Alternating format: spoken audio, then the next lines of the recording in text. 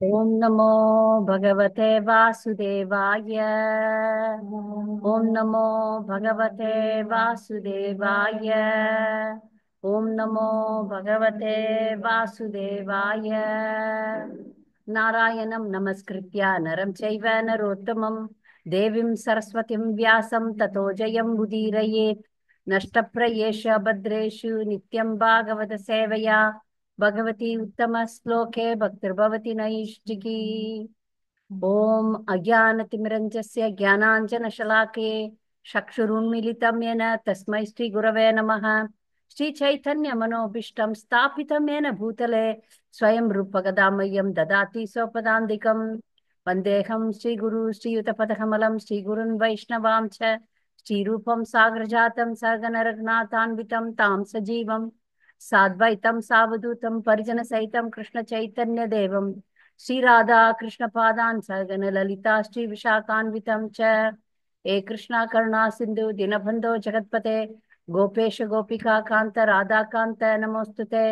जयदां सुरदौ भङ्गोर्मम मन्दमतेर्गति मत्सर्वस्य पादाम्बोजौ राधा मदन मोहनौ दिव्यवृन्दारण्यकल्पद्रुमादः श्रीमद्रत्नाकारो सिंहासनौस्तौ श्रीमद् राधा श्रीलगोविन्ददेवो प्रेस्ते लिपि सेव्यमानौ स्मरामि। श्रीमान् रासरसारम्भी वंशी वटतटस्थित कर्षन् वेणुस्वनैर्गोपीर्गोपीनाथ श्री अस्तु नः। तप्त काञ्चन गौराङ्गी राधे वृन्दावनेश्वरी वृषभानुसुते देवी प्रणमामि हरिप्रिये। वाञ्छाकल्पतरुभ्यश्च कृपा सिन्धुभ्य एव च पतितानां पावनेभ्यो वैष्णवेभ्यो नमो नमः। नमो ॐ विष्णुपादाय कृष्णप्रेष्ठाय भूतले श्रीमते भक्ति विकास स्वामिनिति नामिने। नमो ॐ विष्णुपादाय कृष्णप्रेष्ठाय भूतले श्रीमते भक्ति वेदांत स्वामिनिति नामिने। नमस्ते सारस्वते देवे गौरवाणी प्रचारिणे निर्विशेष शून्यवादी पाश्चात्य देशतारिणे श्री कृष्ण चैतन्य प्रभु नित्यानंद श्री अद्वैत गदाधर शिवाशादि गौर भक्त वृंद।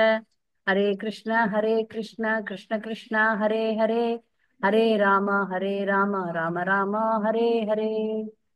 नाम श्रेष्ठं मनुमपि सच्चिपुत्रमत्र स्वरूपं रूपं तस्याग्रजं पुरपुरीं माधुरीं गोष्ठवतीं राधाकुण्डं गिरिवरमहोराधिका माधवासं प्राप्तो यस्य प्रतिदिव श्रीगुरुं तं नतोऽस्मि। சில பிரபாத் கி ஜெய். இந்த ஜெபா செமினாருக்கு வந்திருக்கும் பக்தர்கள் அனைவருக்கும் பணிவான வணக்கங்கள்.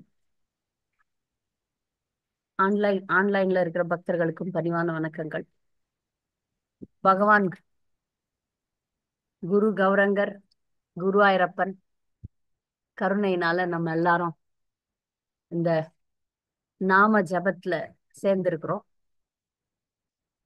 நமக்கு பிரபுபாதர் கொடுத்த பொக்கிஷங்கள் நிறைய இருக்கு. அதுல மிக முக்கியமான பொக்கிஷம் நாம ஜபம். எல்லா யுகத்திலயும் எல்லா காலத்திலயும் நாம ஜபம் ஒன்றுதான் எல்லா பிரச்சனைகளுக்கும் வழி. இதுல மாற்று கருத்தே கிடையாது. நாம ஜபம் மட்டும்தான் எல்லா பிரச்சனைக்கும் சொல்யூஷன். அதனால ஆழ்வாரம் சொல்லியிருக்கார், குலம் தரும் செல்வம் தந்திடும் அடியார் படுதையராயின எல்லாம் நிலந்தரம் செய்யும் நீள் விசும்பருளும் அருளோடு பெருநிலம் அளிக்கும் வளந்தரும் மற்றும் தந்திடும் பெற்றதாயினும் ஆயின செய்யும் நலந்தரும் சொல்லை நான் கண்டு கொண்டேன் நாராயணா என்னும் நாமம்.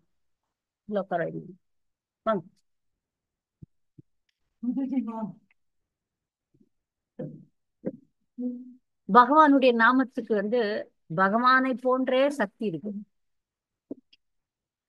ஏன் நம்ம ஜெபம் பண்ணணும் அப்படின்றதுக்கான காரணங்களை நம்ம நல்லா புரிஞ்சுக்கிட்டோம்னு வச்சுக்கோங்களேன். ஏன் ஜெபம் பண்ணணும் அப்படின்றது காரணத்தை எப்படி புரிஞ்சுப்போம்னா, ஜெபத்துக்கான மகிமைகள், நாமத்தினுடைய மகிமைகள், நாமத்தினுடைய சக்திகள், இதெல்லாம் நம்ம எப்ப புரிஞ்சுக்கிறோமோ அப்போ நமக்கு ஜெபம் பண்றதுக்கான வேகம் வரும். ஒரு மனிதரை பற்றி இப்போ உங்களுக்கு புதுசா ஒரு நண்பர் இருக்கிறார், நண்பர் வந்திருக்காங்க, ஒரு புது நண்பரை நீங்க தேர்ந்தெடுத்திருக்கீங்க. அவங்களுடைய நற்குணங்களை பத்தி தெரிய ஆரம்பிச்சோன்னே அவங்க மேல ரொம்ப பாசம் அதிகமாகும். இது புதுசா கல்யாணமான ஜோடிக்கும் பொருந்தும். எப்படியோ அம்மா அப்பா கட்டி வச்சுட்டாங்க. அப்புறம் அந்த ஜோடி வந்து இந்த கணவர் எனக்கு அப்படி ஆச்சு. ஏன்னா என் கணவர் அப்படி கண்ணை மூடி கல்யாணம் பண்ணாங்க. இவர்தான் அப்படின்னாங்க. அதுக்கப்புறம் அவர் நல்லவர்னு தெரிஞ்சதுக்கு அப்புறம் அந்த அன்பு நாளுக்கு நாள் வளரும். இப்ப நாமத்தினுடைய மகிமைகள் இன்னைக்கு இல்ல நாளைக்கு இல்ல, வளர்ந்து கொண்டே போகும். நம்மளால வாயில சொல்ல முடியாது, அந்த அளவுக்கு சக்தி இருக்கு. ஆனா அதை வந்து நம்ம புரிஞ்சுக்கவே இல்லை. புரிஞ்சு இருக்கிறோம். எத்தனை சதவீதம் என்பதுதான் நம்ம பக்தியினுடைய முன்னேற்றமா இருக்கு. 100% புரிஞ்சிட்டோம்னு வச்சுக்கோங்களேன், 100% முன்னேற்றம் நம்ம பக்தியில இருக்கும். நம்ம எவ்வளவு தூரம் பக்தியில முன்னேறோன்றது எவ்வளவு தூரம் நாமத்தினுடைய மகிமைகளை புரிஞ்சுக்கணும்ன்றதை பொறுத்துதான். அதனால மீண்டும் இந்த வகுப்புல வந்து நம்ம எதனால நாம ஜெபம் சரியா செய்யல, நாம ஜெபம் ஏன் சரியா செய்யல அப்படின்றதுக்கான காரணம் 10 அபராதங்கள், நாமத்தை நல்லா சொல்றதுக்கான உத்திகள். இதுதான் நாளைக்கும் வைக்க போறேன். நாமத்தை நல்லா சொல்றதுக்கு நம்ம மனசை எப்படி கட்டுப்படுத்தலாம்ன்றதுக்கான உத்திகள் தான் நிறைய சொல்லி தரணும். நாமத்தினுடைய மகிமைகள், நாம சரியா சொல்லாததுக்கான காரணங்கள் என்ன, நாம ஏன் சரியா ஜெபம் பண்ணல, அபராதம் ஒண்ணு. 4 முக்கியமான காரணங்கள் இருக்கு. இதெல்லாம் அந்த ஜபா செமினார்லயே நான் கொடுத்துருக்கேன். 4 முக்கியமான காரணங்கள்ல முதல் காரணம் வந்து தத்துவ விப்ரம அப்படின்னு பேரு. தத்துவம்னா எல்லாருக்கும் தெரியும்ல. தத்துவம், தத்துவம்னா பிலாசபி. தத்துவத்தை நம்ம தப்பா புரிஞ்சுக்கிறோம். நமக்கு கொடுக்கப்பட்ட இந்த கிருஷ்ண உணர்வு தத்துவத்தை தவறாக புரிந்து கொண்டோம் என்றால், அதாவது மேலோட்டமா பார்க்கும்போது சரியா புரிஞ்சுப்போம், ஆனா ஆழமா சரியா புரிஞ்சுக்க மாட்டோம். அது வந்து நம்மளுடைய முன்னேற்றத்துக்கான மிகப்பெரிய தடையா நிற்கும். நம்ம குரு ஒண்ணு சொல்வார், நாம ஒண்ணு புரிஞ்சுப்போம். இந்த மாதிரி நிறைய நடக்கும். தமிழ்ல நான் ஒண்ணு சொல்லுவேன், அப்பா கிடம் கொடுத்துரு, நீ நின்னுடு, வா வாங்க இங்க வந்துருங்க.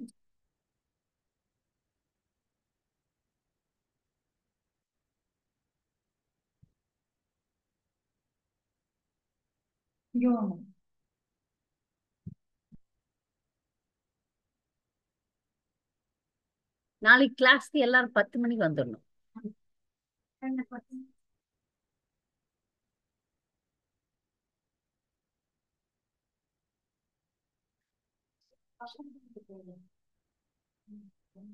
இந்த தத்துவ விப்ரம அப்படின்ற கருத்து வந்து அதான் இது கனெக்ஷன் போகாம இருக்கணுமே, அதான் கரண்ட் போனா போட்டோம். அப்ப நான் சொல்லப்பட்ட கருத்துக்களை நாம் தவறாம புரிஞ்சுக்கிறது. தவறா புரிஞ்சுக்கிட்டோம்னா நமக்கு வந்து பக்தியில முன்னேற்றம் வராது. நாம ருச்சி தான் நம்மளுடைய குறிக்கோள். நாமத்துல ருசி வந்தாதான், ருச்சின்றது வந்து அது தொடர்ந்து ஜபிக்கிறதுக்கான ஆர்வம். தொடர்ந்து ஜபிச்சோம்னா தான் நாம் வந்து இந்த பௌதிக நிலையில இருந்து உன்னதமான நிலைக்கு போக முடியும். தொடர்ந்து ஜபம் தான் நமக்கு கொடுக்கப்பட்ட அறிவுரை. நம்மால தொடர்ந்து ஜபிக்க முடியல. அதனால பிரபுபாதர் 16 மாலைன்ட்டார். பக்தி சித்தாந்த சரஸ்வதி டாக்கூர் 64 மாலைகள் ஜபிச்சாதான் அவங்க பக்தர்னு சொல்றாரு. நமக்கு வந்து பிரபுபாதர் வந்து பார்த்தாரு, இப்ப காலம் வந்து ரொம்பவே கீழே போயிட்டு இருக்கு, அதனால இவங்களுக்கு 64 மாலை சொன்னா யாரும் வரவே மாட்டாங்க அப்படின்னு சொல்லிட்டு தான் 16 கொடுத்தாரு. ஆனா அந்த 16 கூட கவனமா சொன்னோம்னா நமக்கு உயிர் உண்டு, கண்டிப்பா உண்டு. ஏன்னா ஆச்சாரியன் வந்து அதை மாத்தி கொடுத்துருக்கிறார். அதனால பிரபுபாதர் அப்ப என்ன அஹ், எளிமையா கொடுத்துட்டாரா அப்படின்னு ஒரு கேள்வி இல்லை. அவருக்கு சக்தி இருக்கு. நீ 16 மாலை ஜபம் பண்ணு, நான் உன்னை கூட்டின்னு போறேன்னு சொல்றாரு பிரபுபாதர். அப்போ உண்மையான கருத்து என்னன்னா, இந்த 16 மாலைகள் ஜபிச்சு 24 மணி நேரமும் கிருஷ்ணரை நினைக்கிற மாதிரி நம்ம வாழ்க்கையை நம்ம மாத்தணும். அதான் உண்மையான கருத்து. 16 மாலைகள் ஜபிச்சுட்டேன் தூக்கி போட்டேன் இல்ல, 24 மணி நேரமும் கிருஷ்ண நினைவு நம்மளுக்கு வர்ற மாதிரி நம்ம வாழ்க்கையை நம்ம மாத்தணும். அதுதான் குறிக்கோள். அப்படி மாத்தினாதான் நாம ருச்சி வரும். அதுக்கான எல்லா புரிந்துணர்வுகளையும் கொண்டாடணும். நாம எதை எடுக்கணும், எதை சேர்க்கணும். எந்த மாதிரி கெட்ட குணங்கள்லாம் நம்ம கிட்ட இருக்கோ அதெல்லாம் எடுக்கணும். இந்த 3 நாள் வெறுமனே ஜெபம் பண்ணீங்கன்னா நீங்க என்ன தப்பு பண்றீங்கன்னு உங்க கண்ணு முன்னாடி வந்து அந்த தப்பு நிக்கும். இப்ப நாம இன்னைக்கு காலையில கூட சொன்னார் பாருங்களேன், நாம எதிரி வெளியே இல்ல உள்ளதான். நாம தப்ப வெளியே பார்க்க கூடாது, உள்ளதான் பார்க்கணும். அந்த மாதிரி ஒரு நிலைக்கு நாமும் நம்மள கொண்டு போயிடும். எப்படி? ஏன்னா நம்ம நிறைய பேர் சொன்னா கூட நம்ம தப்பு நமக்கு புரிய மாட்டேங்குது இல்ல, புரியவே மாட்டேங்குது. அதுக்குதான் கவுன்சிலர் வைக்கிறோம். கவுன்சிலர் சொன்னா அவங்க மேல நம்மளுக்கு கோவம் வந்துடும். ஆனா நாமளே கண்டுபிடிக்கணும்னா நல்லா ஜெபம் பண்ணோம்னா நம்ம தப்பு நமக்கு தெரியும், தெரிஞ்சிடும். எங்க தப்பு விடுறோம், என்னென்ன கெட்ட குணங்கள் இருக்கு அப்படின்னு ஜெபம் காட்டியே கொடுக்கும். நீ இதை பண்ற, நீ அதை பண்ற, நம்ம மனசே நம்மளுக்கு சொல்லும் இது தப்பு இது சரி. நிறைய தவறுகளை நம்ம திருத்திக்கவும் ஆரம்பிச்சிருவோம். அப்ப இங்க தத்துவ விப்ரம அப்படின்றதுல ஒரு முக்கியமான ஒரு கருத்து என்னன்னா, நாம பொதுவாவே என் வாழ்க்கை என்ன சுத்தி தான் போகணும்னு வச்சுன்னு இருக்கிறோம். நீங்க அது நீங்க ஒரு நாள் அது பேர் வந்து இன்ட்ராஸ்பெக்ஷன் பண்ணி பாருங்க. இந்த வாழ்க்கை என்ன சுத்தி தான் போகணும். அது சாமி கிட்ட நம்ம கும்பிடும் போதோ சரி, குரு கிட்ட பேசும்போதோ சரி, மூத்த பக்தர்கள் கிட்ட பேசும்போதோ சரி, இந்த நான் தான் வந்து நிக்கும். அதையும் நம்ம ஒழிச்சு கட்டணும். அது ஒழிச்சு கட்டினாதான் உனக்கு தீட்சைன்ட்டு ராமானுஜருக்கு வந்து அவங்க குருதேவர் சொல்வார். இதெல்லாம் நம்மளுக்கு நடைமுறையில புரியுது, ஆனா பிராக்டிக்கல் நம்ம செய்யறதே கிடையாது. அதெல்லாம் தான் தத்துவ விப்ரமன்னு சொல்றாரு. எப்ப நம்ம உள்நோக்கி பயணம் பண்றோமோ அப்பதான் நம்ம முன்னேற முடியும். இல்லைன்னா முன்னேற்றம் வந்து கிடைக்காது, ரொம்ப கஷ்டம். நம்மை நாம் கையாளும் போது ரொம்ப கடுமையா இருக்கணும். அப்படியே சிடு சிடு சிடுன்னு வேணும் நம்ம குணங்கள் மேல, நம்ம மேல எனக்கு முக்கியத்துவம் தரவே படாது அப்படின்ற ஒரு கருத்துல நம்ம திடமா இருந்தோம்னு வச்சுக்கோங்களேன், நம்ம கண்டிப்பா முன்னேறதுக்கு வாய்ப்பு உண்டு. ஆனா நம்ம அதை ஆப்போசிட் ஆகிட்டோம். நான் பொதுவா ஒரு உதாரணம், ஒரு மாதாஜி வந்து சொன்னாங்க, எப்படி உங்க குழந்தைய அடிக்கிற நீ அப்படின்ட்டு. ஆனா அவங்க என்ன பண்ணுவாங்க, மத்தவங்க குழந்தைய திட்டுவாங்க, அவங்க குழந்தைய திட்ட மாட்டாங்க. அஹ் நான் வந்து என் குழந்தைகிட்ட கடினமா இருப்பேன். என் குழந்தைக்கு என்ன பிடிக்கவே பிடிக்காது. அதுக்கு புரியல. நான் அது சொல்லுவேன், நீ இதே ரோட்ல போற குழந்தையா இருந்தா அரே கிருஷ்ணா நல்லா இருக்கியா அப்படின்னு. ஆனா நீ என் குழந்தை, நீ திருந்தணும்னு நினைக்கிறேன். அந்த எண்ணம் நமக்குள்ள வரணும். நான் திருந்தணும் முதல்ல. நான் கடுமையாக இருக்க வேண்டும். என்னை நான் கையாளும் போது புத்தியை பயன்படுத்த வேண்டும். மற்றவர்களை கையாளும் போது நான் மனதை பயன்படுத்த வேண்டும். புரியுதான்னு பாருங்க. மற்றவங்க மேல நம்ம கருணையா இருக்கணும், அங்க பாசமா இருக்கணும், கருணை காட்டணும். ஆனா நான் என்னை கையாளும் போது நான் வந்து கடினமா இருக்கணும். நான் நெருக்கமானவங்க கிட்ட மட்டும் கடினமா இருப்பேன். ஏன்னா அவங்க என்ன புரிஞ்சுக்கிட்டாங்க. அவங்களுடைய நலன் விரும்பி நான் அப்படின்னும் போது அவங்களுக்கு புரியும். மற்றபடி நான் மத்தவங்க கிட்ட நீங்க எப்படின்னா இருங்க அப்படின்ற அவ்வளவுதான். ஏன்னா புரிஞ்சாதான் இதுக்கு நாம பொறுப்பெடுக்க முடியும். உங்களுடைய கெட்ட குணங்களை நான் எடுக்கணும் அப்படின்னு நீங்க நினைச்சா நான் கடுமையா தான் இருக்கணும். அதான் எங்க குரு சொல்வாரு, குரு என்பவர் கடினமானவர், கிட்ட வந்து அடிதான் விழும். தயாரா? நான் உன்னை திருத்துவேன் அப்படின்னு சொல்லுவாரு. அப்ப அதுக்கு தயாரா இருந்தா தான் அந்த மூத்த பக்தர்கள் கிட்ட போகணும். அப்ப அவங்க நல்லா திட்டுவாங்க, திருத்துவாங்க, அதே சமயத்துல அரவணைப்பாங்க. இதான் இதுல நம்ம கண்டுபிடிச்சுக்கலாம். ஓகே சரி, எஸ் பாஸ் அப்படின்ற ஒரு ஒண்ணு நாமளே நம்மள திருத்திக்கணும், இல்ல திருத்தறதுக்கு அனுமதி. இந்த ரெண்டு பண்ணலன்னா இங்கே நின்னுடுவோம். ஆமா. அடுத்தது வந்து அசத் திருஷ்ணா. அசத் திருஷ்ணா அப்படின்னு ஒரு வார்த்தை இருக்கு. இது என்ன அர்த்தம்னா, அசத் திருஷ்ணா அப்படின்னா உண்மை இல்லாத விஷயங்கள், நிரந்தரம் இல்லாத விஷயங்கள் மேல எனக்கு இருக்கிற ஆசை. எதெல்லாம் நிரந்தரம் இல்லையோ அது மேல எனக்கு இருக்கிற ஆசைகள். பௌதீக வசதிகள் மீது வைக்கும் அல்பமான ஆசை, சொர்க்கலோக இன்பங்கள் மீது வைக்கின்ற ஆசை, மாயாஜால சக்திகளை பெற ஆசை, முக்தி பெற ஆசை, முக்தி பெற ஆசை. அப்போ ஜபம் செய்யறதுக்கு முக்தின்ற ஆசை கூட தடைதான். முக்தி, ஆன்மீக முக்தி நமக்கு தரப்படும். ஆனா அதுக்கு நாம ஆசைப்படக்கூடாதுன்னு சொல்றாங்க ஆழ்ந்த பக்தியில. நமக்கு தரப்படும், நம்ம முக்தி உண்டுதான் இல்லன்னு இல்ல. ஆனா நாம அதான் விரும்பல. நாம எதை விரும்பணும்னா சதா நாம ருச்சியை தான் விரும்பணும். எப்போதும் கீர்த்தனிய சதா ஹரி, கிருஷ்ண பிரேமையை அடையணும், உண்மையான நம்முடைய நிலையை அடையணும் அப்படின்றதுக்கு தான் ஆசைப்படணுமே தவிர மற்ற இந்த பௌதிக விஷயங்கள் இதெல்லாம் ஆனா நம்மோட அப்படியே ஒட்டி இந்த நகையும் சதமும் மாறி இருக்கு. பௌதிக ஆசைகள், அப்புறம் அந்த முக்திக்கான ஆசை, இதெல்லாம் நம்மோட ஒட்டி இருக்கு. பிச்சு எடுக்கவே முடியல. அதுக்குதான் ஆச்சாரியர்கள் யுக்த வைராகியத்தை சொல்லி கொடுத்தாங்க. எது கொடுத்தாலும் எது எது உங்ககிட்ட இருந்தாலும் அதுல சேவையில ஈடுபடுத்துங்க. அப்படியே கிராஜுவலா அப்புறம் அந்த பௌதிகத்து மேல இருக்கிற பற்ற ஆசையை நம்ம விடணும். இது இல்லைன்னாலும் நான் பக்தி பண்ணுவேன் அப்படின்ற ஒரு மனப்பாங்குக்கு நம்ம வரணும். இதெல்லாம் இருந்தாதான் நான் பக்தி பண்ணுவேன்னு ஒரு சூழ்நிலையை விட்டுட்டு எதுவும் இல்லைனாலும் கௌர கிஷோர் தாஸ் பாபாஜி மகாராஜ் அஹ் கழிப்பறை பக்கத்துல உட்கார்ந்து ஜெபம் பண்ணாராம். நம்மால கற்பனை கூட பண்ணி பார்க்க முடியாது. அவருடைய மனதை அவர் எல்லா இடத்துலயும் கட்டுப்படுத்தக்கூடிய சக்தி அவர்கிட்ட இருந்துச்சு. நமக்கு இல்ல. அதனால நம்ம படிப்படியா படிப்படியா முன்னேறதுக்கு முயற்சி பண்றோம். ம்? சரியா? இது ரெண்டாவது விஷயம். மூணாவது ஹிருதய தௌர்லபியம். ஹிருதய தௌர்லபியம்ன்ற மூணாவது காரணம், ஹிருதயத்துல மனசுல பற்று வச்சிருக்கிறோம். நம்ம சிக்கின்னு இருக்கிறோம். அதான் பற்று. அது பொருள் மேல இருக்கலாம், மனிதர்கள் மேல இருக்கலாம். ரெண்டு பற்றுமே நம்மள முன்னேற விடாம தடுக்கும். அது என்ன ஆகும், ஒரு பிறவில இருந்து இன்னொரு பிறவி நம்மளை தள்ளி கொண்டே இருக்கும். இதுல இதுலயே அந்த ஹிருதய தௌர்லபியம்ன்றதுல 4 கிளைகள் இருக்கு, 4 கருத்துக்கள் இருக்கு. ஒண்ணு நமக்கு குறுக்கு புத்தி இருக்கு. எதையுமே ஷார்ட்கட்ல பண்றது குறுக்கு புத்தி அது. ரெண்டாவது நம்பிக்கை இன்மை. நமக்கு நம்பிக்கை இருக்கு ஆனா முழுசா இல்லை, அதையும் நம்பிக்கை இன்மைன்னு தான் சொல்றோம். மூணாவது பக்தி செய்யறதுல சோம்பேறித்தனம்.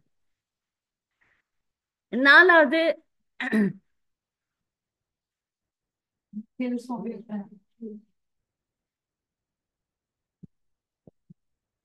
நாலாவது கிருஷ்ணரின் மீது கொண்டுள்ள நம்பிக்கையை அழிக்கக்கூடிய விஷயங்களில் பற்று.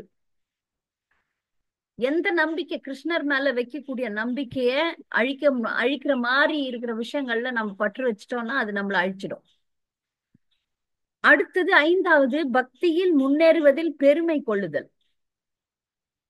நிறைய பேர் நான் மங்களாரத்தி அட்டன் பண்றேன், நான் ஜபம் பண்றேன், நான் புக் டிஸ்ட்ரிபியூஷன் பண்றேன், நான் சேவை பண்றேன், அதுல பெருமை கொள்ளக்கூடாதுன்றாங்க. செய்யணும், ஆனா அதை விட நிறைய செய்யறவங்க எல்லாம் இருக்கிறாங்களே, நம்ம தூசுதானேன்றதை புரிஞ்சு செய்யணும்.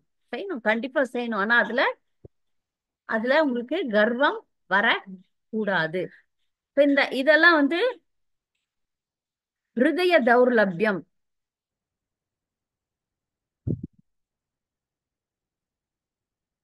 இதெல்லாம் இருதய தௌர்லபியமோட அபராதங்கள்ல வரும். சாரி, அபராதங்கள்ல வரும். இருதய தௌர்லபியம்ன்றது பற்றுதல், பௌதிக பற்றுதல்ல இதயம் எப்படி வீக் ஆகுது, எது மேலன்னா பற்று வைக்கிறது.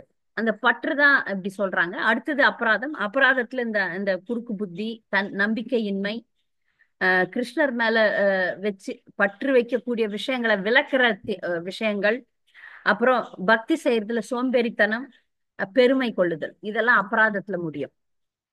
இந்த அபராதம்ன்றது தனியா நம்ம பேச வேண்டியது. 10 அபராதங்கள் எல்லார் மொபைல்லயும் அமுச்சிருக்கிறேன்னா அந்த 10 அபராதங்களையும் மனப்பாடம் பண்ணணும் தினமுமே. நாம ஜெபம் சொல்றதுக்கு முன்னாடி அந்த 10 அபராதங்களை சொல்லிட்டு அதை நான் செய்ய மாட்டேன் அப்படின்னு ஒரு சத்திய பிரமாணம் பண்ணிட்டு தான் நம்ம பண்ணணும். சரியா? இந்த 10 அபராதங்களை குயிக்கா பார்த்துடலாம். அந்த 4 விஷயங்கள்ல பக்திக்கு நாம ருச்சிக்கு தடையா இருக்கக்கூடிய 4 விஷயங்களை பார்த்தோம்.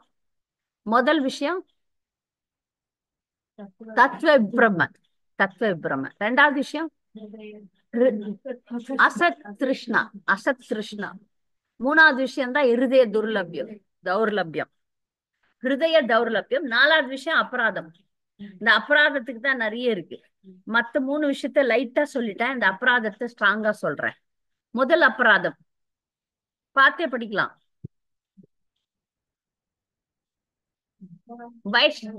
வைஷ்ணவ நிந்தனை.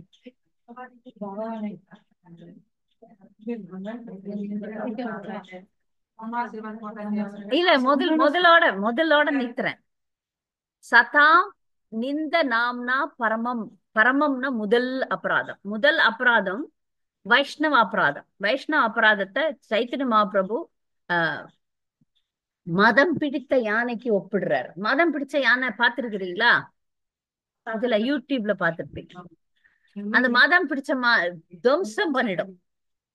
அதுதான் வைஷ்ணவ அபராதம். இப்ப நிறைய பேருக்கு வைஷ்ணவ அபராதத்தை பற்றி எதா பிரச்சனைனா நம்மளுக்கு வைஷ்ணவர்களாலதான் வருது.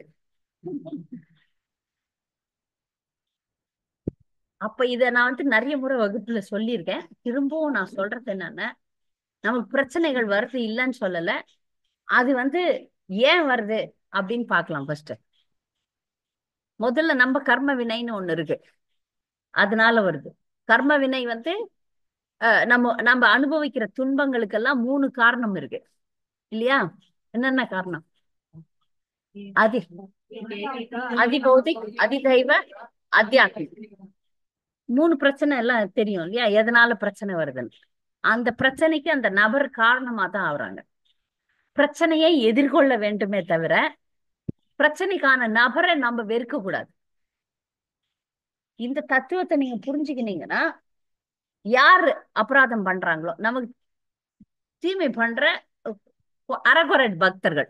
ஏன்னா நம்ம பெரிய பக்தர்களை ஒண்ணும் பண்றது இல்ல. பெரிய பக்தர்கள்லாம் யாரும் ஒண்ணும் சொல்றது இல்லை. சொன்னோம்னா அவுட்டு. நம்ம ஒரு குருவையோ உயர்ந்த நிலையில் இருக்கக்கூடிய பக்தர்களையோ, அவங்க ஸ்ட்ராங்கா இருக்கிறாங்க, பகவானோட கனெக்டடா இருக்கிறாங்கன்னு தெரிஞ்ச தூய பக்தர்கள் யாரையும் நம்ம இத மாதிரி ஏதோ ஒரு தவறு அவங்க கிட்ட யாரோ சொன்னாங்கன்னா கூட நம்ம கப் சிப்புன்னு இருக்கணும்.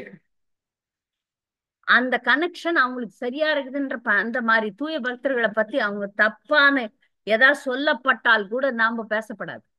ஏன்னா நாம பார்த்தோமா, நம்ம ஜட்ஜா இல்ல, அதுல ஸ்ட்ராங்கா இருக்கணும். மற்றபடி நம்மள மாதிரியே நிறைய அரைகுறை டிவோட்டிஸ் இருக்கிறாங்க இல்லையா? அங்கதானே பிரச்சனை வருது. அங்க கூட அந்த நபரை வெறுக்க கூடாது. அந்த நபருக்காக நீங்க பிரார்த்தனை செய்யணும். அந்த பிரார்த்தனை உங்களுக்கும் கிருஷ்ணருக்கு தான் தெரியணும். யாரோ உங்களுக்கு அபராதம் பண்ணிருக்காங்க, அந்த தவறை தான் வெறுக்கணுமே தவிர அந்த நபரை வெறுக்க கூடாது. என்ன தவறோ அந்த தவறை வெறுக்கலாம், ஏன்னா வேற வழி இல்லை. ஆனா அந்த நபரை நாம் வெறுக்க கூடாது. உங்க குழந்தை தப்பு பண்ணா என்ன பண்ணுவீங்க? கொஞ்சுவீங்க. ஐ சீ செல்லம் அப்படின்னு மாட்டோம். அப்படித்தானே பண்றான். வயிற்றுல குழந்தைய வச்சிருக்கிற எல்லா தாய்மார்கள் குழந்தை வயிற்றுல இருந்து எட்டி வச்சப்ப எவ்வளோ நல்லா இருந்துச்சுல்ல? நல்லா இருந்துச்சா? அப்படித்தானே? அப்ப அத மாதிரி நம்ம இவங்க அவங்கள நேசிக்கணும். எந்த நபர் தப்பு பண்ணாலும் பரவாயில்ல, அவங்கள நம்ம நேசிக்கலாம், அவங்களுக்காக சாமி கும்பிட்டுலாம். அப்ப அபராதத்துல விழமாட்டோம். யார் நம்மளுக்கு அபராதம் பண்றாங்களோ அவங்களுக்கு எக்ஸ்ட்ரா சாண்டிங் பண்ணுங்க. அவங்க நல்லா இருக்கணும்னு சொல்லுங்க சாமி முன்னாடி. நாம எப்படி அபராதத்துல விழ முடியுமா? இது ஒரு அழகான டெக்னிக். எந்த வெறுப்பும் என் இதயத்துல இல்ல கிருஷ்ணா, ஆனா அவங்களால நான் பாதிக்கப்படுறேன், என்ன காப்பாத்து. சரியா போச்சா? வைஷ்ணவ அபராதம் முடிஞ்சிடும். ஒரே ஒருத்தர்கிட்ட உங்க உங்க பாஸ் யாரோ அவங்க கிட்ட போய் சொல்லி அழுதுருங்க. நான் போய் எங்க குருதேவ கிட்ட சொல்லிடுவேன். இல்ல என் கணவர் அடுத்த குருதேவ், அவர்கிட்ட சொல்லுவேன். மத்த யாருகிட்டயும் சொல்ல மாட்டேன். கப் ஜிப் போட்டுடணும். எல்லாம் பாக்குறவங்க கிட்டலாம் போற வரவங்க கிட்டலாம் அவங்களது புகழை பாடக்கூடாது. 2 பேர், கிருஷ்ணர் உங்களுக்கு ஒருத்தர் ரொம்ப வேண்டியவங்க. அவங்க 2 பேர்கிட்ட சொல்லிட்டு அந்த அபராதத்தை மன்னிக்கணும்ட்டு நீங்க வேண்டுங்க.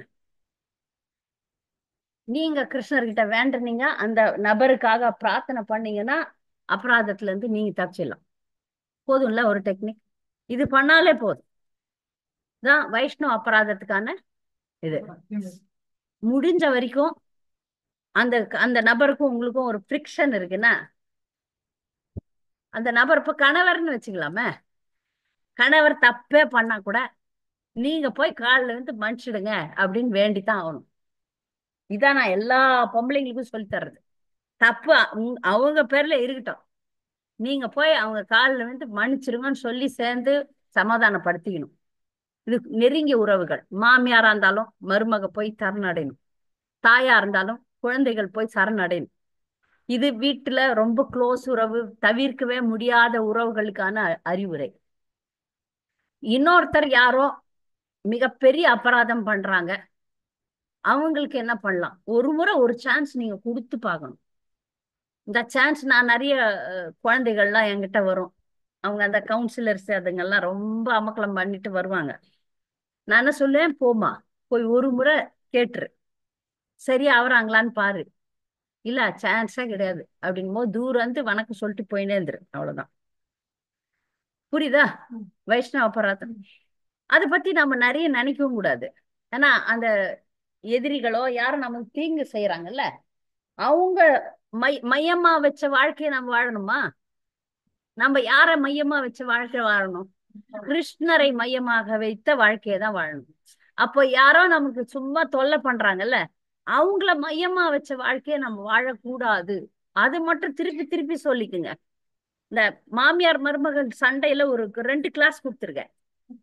ஹிந்திலயும் கொடுத்தேன். தமிழ் நீங்க என்ன இங்கிலீஷ்ல தான் கொடுப்பீங்களா? இங்கிலீஷ்ல ஹிந்தியில கொடுங்கன்ட்டு ஹிந்தியில வேற கொடுத்தோம். அதுல சென்டர் பாயிண்டே உங்க மாமியார் சென்டர்டு லைஃப் வாழாதீங்கன்னு சொல்லிட்டேன் நான். அது வாழ்ந்தீங்கன்னா நீங்க திரும்பியும் அடுத்த பிறவில மாமியார் ஆயிடுவீங்க.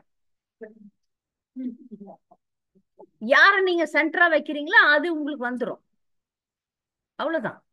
அதனால அது மட்டும் செய்யாதீங்க யாருக்குமே. இப்போ யாரோ உங்களுக்கு தொல்லை பண்றாங்கன்னா அவங்களுடைய பத்தி நீங்க நிறைய பேசக்கூடாது. நான் சொன்னேன் இல்லையா, 2 பேர்கிட்ட பேசிட்டு மூடிடுங்க, தூக்கி போட்டுருங்க. அந்த பிரச்சனைக்கு சொல்யூஷன் கண்டுபிடிக்கணும். இப்ப ஏதோ ஒரு சிக்கல், அந்த சிக்கலை நீங்க எடுக்கணும் அப்படின்னும் போது அதுக்கான காரியங்களை செய்யுங்க, வேண்டான்னு சொல்ல நான். ஆனால் உங்களுடைய நினைவுகள்ல அவங்க இருக்கக்கூடாது. சாமி கிட்ட போய் பிரார்த்தனை பண்ணுங்க, அதோட வேலை முடிஞ்சிச்சு. அவங்க எதிர்க்க வந்து நின்னா உங்களுக்கு வந்து அந்த பகைமையே இருக்கக்கூடாது. ஹரே கிருஷ்ணா சொல்லிட்டு போயினே இருக்கணும், அவ்வளவுதான். என்ன அவங்க நம்மள மானத்தை வாங்கினாலும் வெட்டி மடிஞ்சாலும் உங்களுக்கு அது ஞாபகமே வரக்கூடாது. சமீபத்துல ஒருத்தவங்க அப்படி பண்ணாங்க, எனக்கு அவங்கள பார்த்தா அது ஞாபகமே வரல. ஏன்னா இந்த டெக்னிக் எல்லாம் யூஸ் பண்ணேன், அவங்களுக்காக பிரார்த்தனை பண்ணேன். சரி நான் சரணடைஞ்சிடறேம்மா சொல்லிட்டேன். நான் அவங்க கிட்ட, அம்மா நான் சரணடைறேன், நீ என்னன்னா பண்ணுமா பரவாயில்லம்மான்ட்டேன். அவங்களுக்கே ஒரு மாதிரி ஆயிடுச்சு. என்ன பண்ணுமா, எனக்கு ஒன்றும் பிரச்சனை இல்லைம்மா, நாங்க ஒத்துக்கிறோம்மா, நாங்க சரணடைறோம்மா, எனக்கு பிரச்சனை இல்லைம்மா, எனக்கு இதுல ஒண்ணும் இல்லைம்மா அப்படியே சொல்லி. அப்புறம் அவங்க பக்கத்துல வந்தா ஒண்ணும் தெரியல, ஞாபகமே இல்லை. உதாரணமா தான் சொல்றேன் இப்ப. புரியுதா? புரிஞ்சுச்சு. அடுத்தது, இதெல்லாம் யாரும் பண்றது இல்ல. சிவபெருமான வீட்டு ஆல்டர்ல இருக்கிற டெமிகாட்ஸ் எல்லாம் எடுத்துருங்க. வீட்டுல எதனா பிள்ளையார வச்சிருப்பீங்க, முருகரை வச்சிருப்பீங்க, தேவி தேவர்கள். எப்படி அதுக்கு என்ன உதாரணம் நான் சொல்வேன்னா, நீங்க ஒரு வீட்டுக்கு போறீங்க, அந்த வீட்டுல ஒரு எஜமானர் இருக்கிறார், அவர் நாய் வளர்க்கிறார். அந்த எஜமானர் கிட்ட அந்த நாய் எடுத்துன்னு பக்கத்துல வச்சுட்டு நீங்களும் இதுவும் ஒண்ணு அப்படின்னுவீங்களா? அந்த எஜமானர் ஒரு நாயை வளர்க்கிறார், அந்த நாய்க்கு நீங்க மரியாதை செலுத்தணும். கண்டிப்பா போகும்போது ஒரு பிஸ்கட், உங்க நாய்க்காக பிஸ்கட் வாங்கிட்டு வந்தேன் அப்படின்னு சொல்லலாம். ஆனா அந்த எஜமானர் பக்கத்துலயே அந்த நாயை உட்கார வச்சு நீங்க 2 பேரும் ஒண்ணுதான் அப்படின்னா, டெமிகாட்ஸ் அப்படிதான். சில சம்பிரதாயத்துல டெமிகாட்ஸ் மூலமா டெமிகாட்ஸ குரு பரம்பரையில வைக்கிறாங்க, நம்ம பரம்பரையில கிடையாது. நம்ம பரம்பரையில எல்லாரையும் மதிக்கிறோம், ஆனா அவங்கள கிருஷ்ணருக்கு சமமா நினைக்கிறதே இல்ல. இருக்கிற 2 டெமிகாட்ஸ்ல ரொம்ப டாப் வந்து 2 பேரு. அதுதான் பிரம்மா விஷ்ணு, பிரம்மா சிவன்னு சொல்லிட்டாங்க. அவங்க 2 பேருக்கு சமமா விஷ்ணுவனுடைய பெயரை நினைக்க கூடாது, செய்யக்கூடாதுன்றது டெமிகாட்ஸையும் நம்ம சேர்த்துக்கிறோம். சில பேர் இயேசு கிறிஸ்துவும், ஏன்னா நைஸா அவங்க ஆல்டர்ல போய் பார்த்தா இயேசு கிறிஸ்து குட்டியா இருப்பாரு, நான் பார்த்திருக்கேன். அப்படி குட்டியா இருப்பாரு. அப்பனா என்ன அர்த்தம்? அவரை வந்து கிருஷ்ணருக்கு சமமா நீ கும்பிடு, அவர் கிருஷ்ணருக்கு சமமா ஏன் வைக்கிற? எங்கன்னா தனியா வச்சுக்கோ. உங்க அம்மா அப்பா, ஆமா சாய்பாபாவும் ஆல்டர்ல நான் பார்த்திருக்கேன். அப்போ அவ்வளவுதான், அவுட். அவங்க எல்லாம் பெரிய அபராதத்துல விழுவாங்க, ஒண்ணுமே ஒர்க் அவுட் ஆகாது, தப்பு. நாயை வந்து எஜமானனுக்கு சமமா வைக்க முடியாது, வைக்க கூடாது, தப்பு. அதை நாம் புரிஞ்சுக்கணும். 3வது குற்றம், குருவுக்கு செய்யற அபராதம். குரு கிட்ட போய் பெருமையா எல்லாம் ஓடி போய் நிக்குங்க. குரு கிட்ட நின்னுட்டு அவர் சொல்றத கேட்கலன்னா அவ்வளவுதான். குரு குரு குரு குருன்ட்டு ஓடி ஓடி போய் நிக்கிறது. இத செய்யாத அப்படின்னா அதை செய்யக்கூடாது, இத செய் அப்படின்னா செய்யணும். இது ரெண்டுமே பண்ணலன்னா நமக்கு வந்து நாம ருச்சி வராது. அதையும் நம்ம வந்து சீரியஸா எடுத்துக்கணும். குரு வேணும்னு நிறைய பேர் ஆசைப்படுறீங்க. ஆனா அது எவ்வளோ ஒரு விஷயம்னு தெரிஞ்சுக்கணும். அவரு இதை செய்யுமா அப்படின்னா செய்யணும். அது செய்யலைன்னா நாம அபராதம். நாம அபராதம்னா என்ன அர்த்தம்? உங்களுக்கு புரிதல் என்ன? நாம அபராதம்னா என்ன?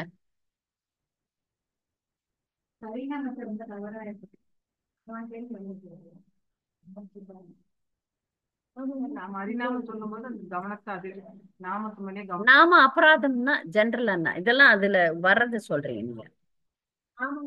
பகவானும் நாமமும் வித்தியாசம் கிடையாது. அபராதம்னா என்னன்னு கேட்டேன். அபராதம்னா என்ன?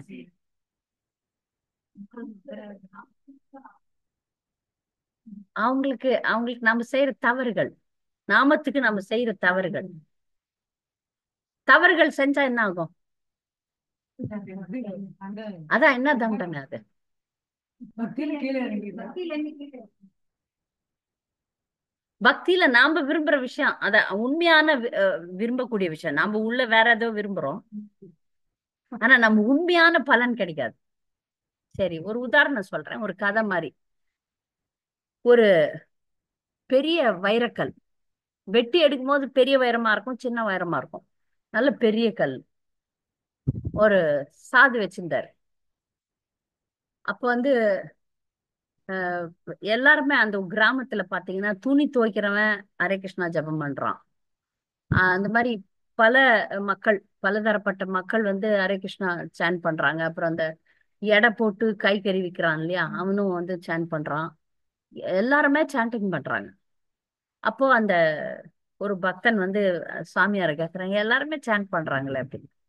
அவங்க ஒழுங்கா சான் பண்றாங்களா இல்லையான்னு எப்படி கண்டுபிடிக்கிறது அப்படின்னும் போது, சரி நீ ஒரு சோதனை வச்சு பார்க்கலாம் அப்படின்ட்டு துணி துவைக்கிறவங்க கிட்ட இந்த கல் எடுத்து போய் கொடு அப்படின்னா, அந்த வைரம் அது.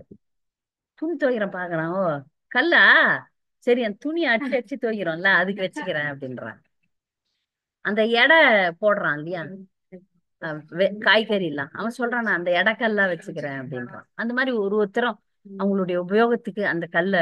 ஆனா அந்த கல்லு வந்து வைரம் அப்படின்றது வைர வியாபாரிக்கு மட்டும்தான் தெரியும். அது வைர வியாபாரி பாக்குறான், டாய் இது வைரம் அப்படின்னு சொல்லிட்டு எடுத்து உள்ள வச்சு பூட்டிடுறான், இல்ல விலை வைக்கிறான். அதனுடைய அருமை தெரியுது. அருமை தெரியாம நமக்கெல்லாம் வந்து நாமம் கிடைச்சிருக்கு. அதனாலதான் நம்ம துணி துவைக்க யூஸ் பண்ணிட்டு இருக்கிறோம். நாமத்தை வந்து துணி துவைக்க தான் யூஸ் பண்ணிட்டு இருக்கிறோம். தினம் தினம் என்னுடைய பிரச்சனைகளை தீர்த்து வை கிருஷ்ணா அப்படின்னு சொல்லி. ஆனா அதனுடைய மகத்துவம் வந்து மிகப்பெரியது. ஒரு நாமம் போதும். 16 மாலைகளே இல்ல, ஒரு நாமம் ஒழுங்கா சொன்னோம்னா போதும், அனைத்து நன்மைகளும் கிடைக்கும். ஒண்ணு தெரியாம சொன்னா கூட போதும். தெரிஞ்சு சொல்லணும்னு இல்ல. நமக்கெல்லாம் நாம நாமம் சொல்றோம், அறகுறையா சொல்றோம், அதனால பல இன்னல்கள் நம்மை விட்டு விலகுது, நமக்கே தெரியாது. நமக்கே தெரியாது. ஆனா நம்ம நினைச்சுக்கிறோம் இதனாலதான்ன்றது நமக்கு புரியாது. நிறைய விஷயங்கள் நமக்கு கொடுக்கப்படுகிறது. உண்மையா சொல்லும் போது என்ன ஆகும்னு பாருங்க.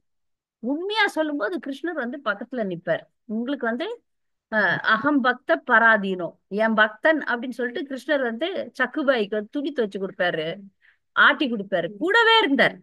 கடைசி வரைக்கும் கூடவே இருப்பார்ப்பா. இவருக்கு வந்து துக்காராமுக்கு எப்படி கடைசி வரைக்கும் கூட தான், கூட வந்து இருந்துருவார், அவ்வளவுதான். அதை விட வேற என்ன வேணும்? அது வந்து தூய நாமத்தினுடைய மகிமை. நமக்கு தெரியல. இதை உண்மையா சொல்லணும், உண்மையா இதை சொல்றதுக்கான முழு சரணாகதி நம்ம கிட்ட இல்லை. அதை மட்டுமாவது புரிஞ்சுக்கணும். அதற்காக வேண்டிய எல்லா வேலைகளையும் நம்ம செய்யணும். இதற்கு தேவையான அனைத்து விஷயங்களையும் செய்யணும். அதனால குரு நமக்கு கொடுத்த இந்த நாமத்தை புரிந்து கொண்டு அவர் ஏதாவது கட்டளை விதிச்சார்னா, முதல்ல தீட்சை வாங்கும் போதே நீங்க எனக்கு என்ன சொல்றீங்கன்னு கேட்டுடணும். தீட்சை பெறும்போது குருநாதரே நான் என்ன பண்ணணும் கேட்கணும். ஆனா அந்த குரு இத பண்ணு அப்படின்னு சொன்னா அது செய்யறது இல்ல. அதெல்லாம் நாம இதுல அபராதத்துல முடியும். அபராதம் என்பது நமக்கு முக்கியமான அடையக்கூடிய குறிக்கோளை அடைவிடாம பண்ணிடும்.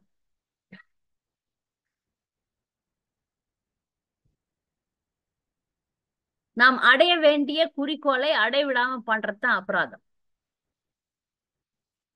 புரியுதுங்களா உங்களுக்கு? இதனுடைய குறிக்கோள் கிருஷ்ண பிரமை நாம ருச்சி அதெல்லாம் கிடைக்காது. குருவெல்லாம் அபராதம் பண்ணோம்னா நமக்கு கிடைக்காது. அடுத்து வேத இலக்கியங்களை நிந்தனம் பண்றது. பாகவதம், பகவத்கீதா, வேத இலக்கியங்கள் எல்லாமே பகவானால கொடுக்கப்பட்டது. அது ஆபுருஷேயா, மனுஷனால கொடுக்கப்படல.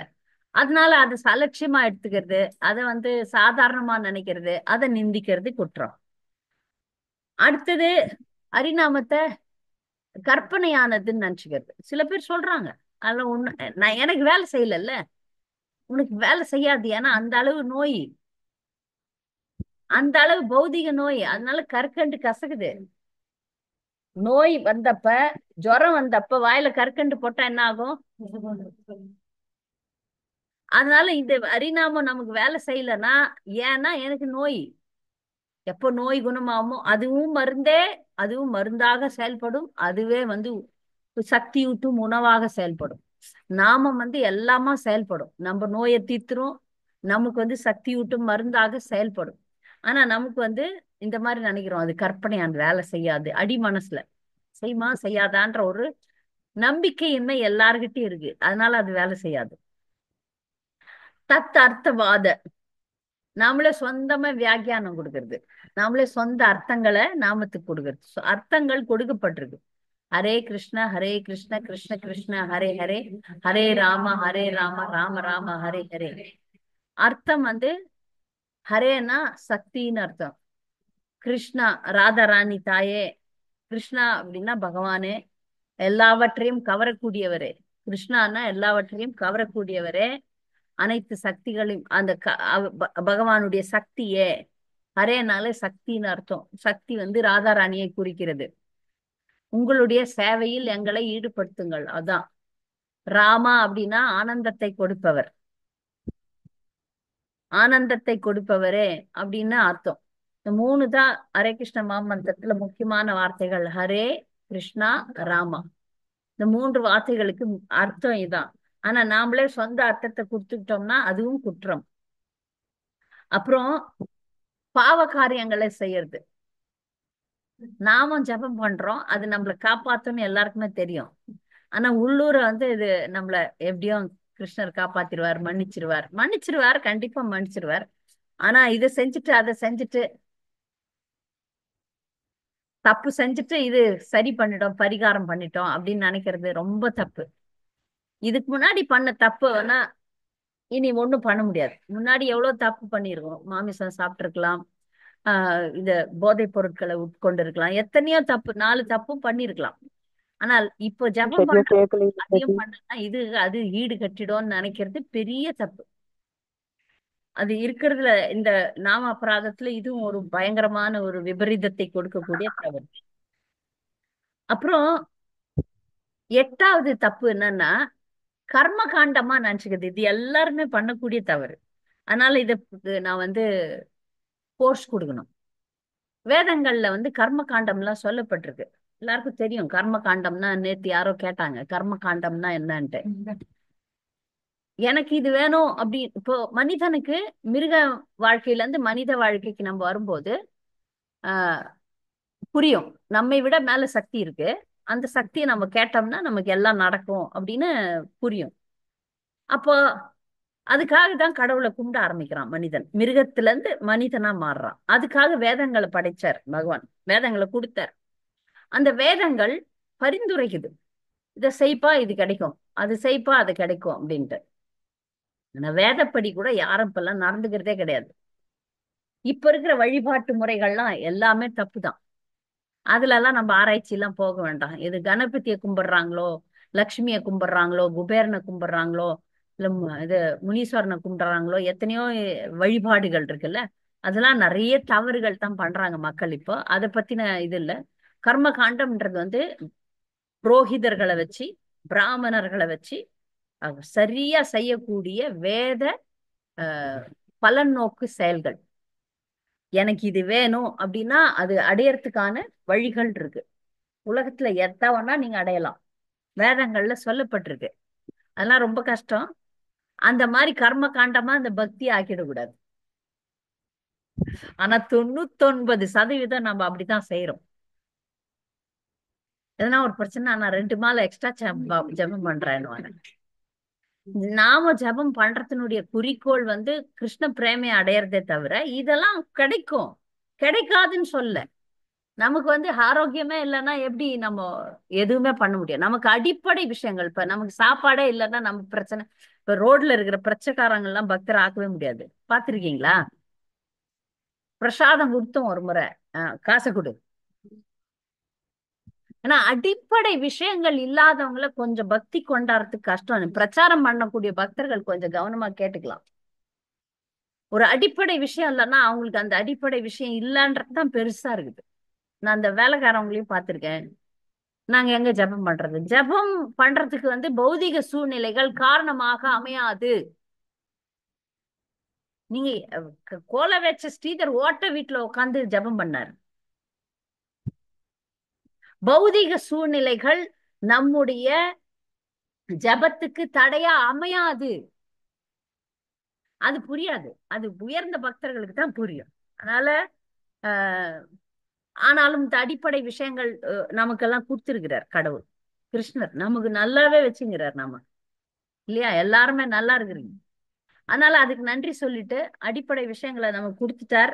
அதனால கர்ம காண்டமா நம்ம இதை பயன்படுத்த வேண்டாம். நம்ம கிருஷ்ண பிரேமைக்கே போலாம்.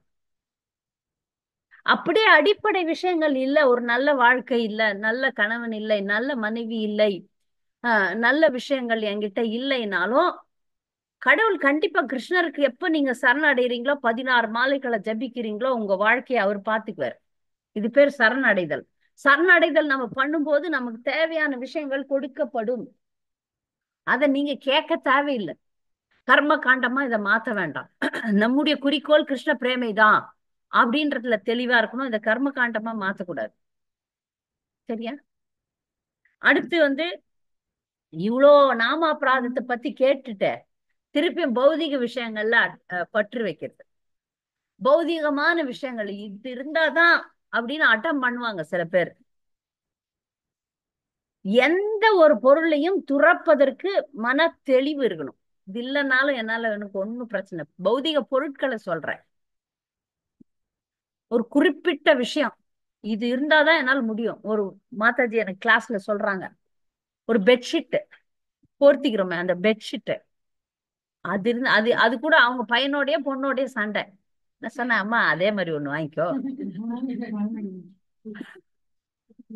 இல்ல, அதான் அந்த பிராமணர்கள் அந்த பசு தான் எனக்கு திருப்பி வேணும்னு கேட்டாங்களே, அத மாதிரி அதேதான் வேணும். அந்த மாதிரி இருக்க கூடாது. நம்ம இதுதான் வேணும், இப்படிதான் வேணும், அப்படிதான் வேணும்னு இவ்வளோ விஷயத்த கேட்டு இந்த மாதிரி பௌதிகத்துல நாம சிக்கணும்னா சிக்கிக்க வேண்டியதுதான். அந்த பெட்ஷீட்டுக்காக இன்னொரு 10 பிறவி எடுக்க வேண்டியதுதான். அதனால இந்த அல்பமான விஷயங்கள் எல்லாம் வச்சுக்கிறத தூக்கி போட கத்துக்குங்க. நம்முடைய முக்கியம் முக்கியம் முக்கியம் நாம ஜபம்தான். இன்னொரு ஒரே ஒரு சென்டென்ஸ் எல்லாருக்கும் உள்ள கன்ஃபார்ம் என்னது அஃபர்மேஷன், ஜப உறுதிமொழியா ஒண்ணு சொல்றேன். இதை மட்டும் நீங்க அடிக்கடி தியானம் வச்சீங்கன்னா ஜபத்து மேல ஆசை நிறைய வரும். ஏதோ ஒண்ணு கிடைக்கலன்னு வச்சுக்கோங்களேன். ஏதோ ஒண்ணு கிடைக்கலன்னு வச்சுக்கோங்க. உங்களுக்கு ஒரு வாழ்க்கையில ஏதோ ஒண்ணு நீங்க ட்ரை பண்றீங்க, கிடைக்கல. அப்ப நம்ம அடிக்கடி நம்ம மனசுக்கு என்ன சொல்லணும்னா, எனக்கு நாமம் கிடைத்து விட்டது, எனக்கு கிடைத்து விட்டது. இந்த வார்த்தையை நம்ம சொன்னோம்னா கிடைக்காத பொருள் மேல ஆசையே வராது. ஏன்னா அதை விட ஒஸ்தியான பொருள் இருக்கு. நீங்க ஒரு பழைய புடவை கட்டின்னு இருக்கிறீங்க, நான் உங்களுக்கு பட்டு புடவை கொடுத்தேன்னா என்ன பண்ணுவீங்க? தாராளமா வாங்கிக்கிட்டு. கல் இருக்குது, அதுக்கு இந்த கல்லு தூக்கி போட்டுருங்க, தாங்க வைரம் அப்படின்னா என்ன வாங்கிக்குவீங்களா? வாங்க மாட்டீங்களா? அப்ப அந்த மாதிரி உயர்ந்த பொருள் எது அப்படின்னா நாமந்தான். உயர்ந்த பொருள் எனக்கு கிடைச்சிருக்கு. நான் ஏன் இந்த பெட்ஷீட்டு, தலைகாணி, பேனா, பென்சிலு, பாத்திரம் இது மேல எல்லாம் நான் பற்று வைக்கணும்? கிடைச்சா பயன்படுத்திப்பேன், கிடைக்கலன்னா அதுக்காக உட்கார்ந்து ஒப்பாரி வச்சு அது அது மையமாக கொண்ட வாழ்க்கையை நான் வாழ மாட்டேன். வாழ்க்கை ஜீரோ ஆயிடும். அந்த பொருள் மையமான வாழ்க்கை வேண்டாம் நமக்கு. அதை புரிஞ்சுக்கிட்டீங்கன்னா சரி. அப்போ இந்த அபராதங்கள்ல நம்மளால தடுக்க முடியும். அடுத்து கடைசியில ஒண்ணு, கவனமின்மை. அதுதான் முழு கிளாஸே.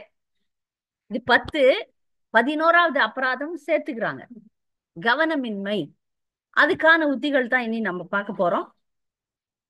கவனமா ஜபிக்கிறதுக்கான உத்திகள் தான் பார்க்க போறோம். இந்த 10 அபராதம் பெரும்பாலும் எல்லாராலையும் தவிர்க்க முடியும்.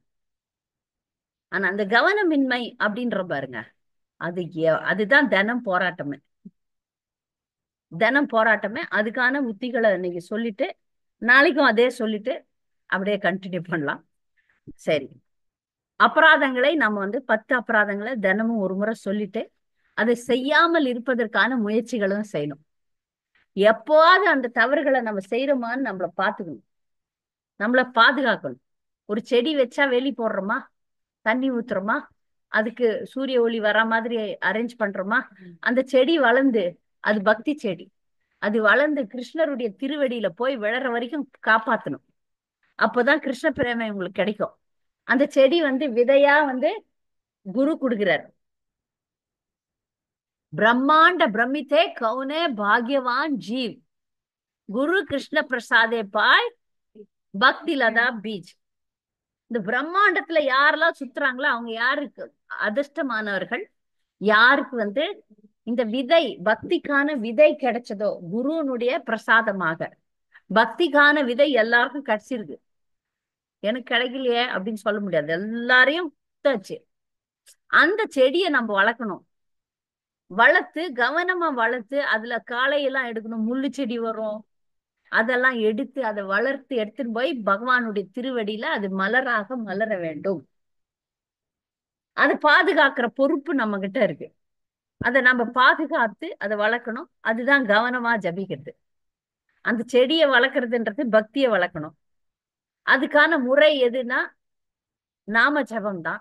நாம ஜபம் என்றது என்னன்னா கிருஷ்ணரை கொண்டு கிருஷ்ணரை அடைதல். அதனால நம்மளுக்கு டென்ஷனே கிடையாது. ஏன்? அவரை கொண்டு அவரை அடையறது சுலபம் இல்ல. நானே என்னுடைய சக்தியில கிருஷ்ணரை அடையறதுன்றது சாத்தியமே கிடையாது. இப்ப உங்களை என்ன சொல்லணும், நமக்கு கலியுகத்துல கொடுக்கப்பட்ட அந்த பக்தி முறை இதுக்கு பெருசா நீங்க பெரிய படிப்பு படிச்சிருக்கணும், PhD படிச்சிருக்கணும்னு இருக்கா? இல்ல. நீங்க பெரிய பணக்காரரா இருக்கணும், பெரிய வியாபாரியா இருக்கணும், இல்ல. பெரிய பயில்வானா இருக்கணும், இல்ல. எதனா பௌதிக தகுதி எதனா கேட்டிருக்கிறாங்களா? இல்லையே. ஒரு பௌதிக தகுதியே தேவையில்லை பக்தி பண்றதுக்கு. ஒரு படிக்காத பக்தருக்கு ரொம்ப கஷ்டம். என்னன்னா அடிக்கடி சொல்லுவார். ஏன்னா இந்த இஸ்கான்ல ஒரு பிரச்சனை என்ன இருக்குன்னா, இந்த டஸ் புஸ்ன்னு இங்கிலீஷ் பேசணும், மேல உட்காந்து கிளாஸ கொடுக்கணும். அதுல எல்லாருக்கும் ஆசை இருக்கு, இருக்கா இல்லையா? கிளாஸ கொடுக்கணும், அது இங்கிலீஷ்ல பேசிக்கிறோம். அது இல்ல, அது ஒரு மாயை. அது ஒரு திறமை தானே. ஒரு மொழி தெரிஞ்சுக்கிட்டா அது ஒரு திறமை தானே தவிர அது பக்தி கிடையாது. இப்ப நான் உங்ககிட்ட பேசுறேன்னா இது ஒரு திறமை தானே தவிர நான் மகாத்மா கிடையாது. அது சொல்லிடுறேன் நான் உங்களுக்கு. நானும் சாதாரண மனுஷி தான், பக்தியில முன்னேற சாதாரண மனுஷி தான். நான் மகாத்மா ஆவறது கிடையாது. இதுல தூய்மை. இப்ப கௌர் கிஷோர் தாஸ் பாபாஜி மகாராஜுடைய வாழ்க்கையை பார்த்தீங்கன்னா, அவர் எனக்கு எதுவும் வேண்டான்றார். கிட்டவே வராதீங்க யாரும், கிட்ட வந்தா பிரச்சனைன்னு சொல்லிட்டு போய் டாய்லெட் பக்கத்துல உட்காந்துருவார். மக்கள் இப்ப டாய்லெட் நாத்தத்துக்கு பக்கத்துல வரமாட்டாங்கன்ட்டு. ஏன்னா பௌதிகமா வருபவர்களை அவர் வேண்டான்றார். ஆனால் பக்திக்கான தகுதி நீங்க பாத்தீங்கன்னா எதுவும் கிடையாது. எளிமையான இதயம், உறுதியான இதயம், அது இருந்தா போதும். நாம ஜபம் பிரசாதம் சாப்பிட்டீங்கன்னா போதும். இதை உண்மையா செஞ்சீங்கன்னா, எளிமையானது பக்தின்றது, ரொம்ப எளிமையானது.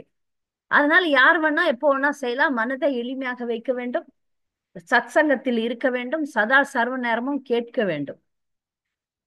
சதா சர்வ நேரமும் ஹரிநாமத்தை கேட்க வேண்டும், ஹரிநாம மகிமைகளை கேட்கணும். பாகவத்கீதை பாகவதம் படிக்கிறதெல்லாம் இந்த ஒரு வேலையை ஸ்ட்ராங் பண்றதுக்கு தான்.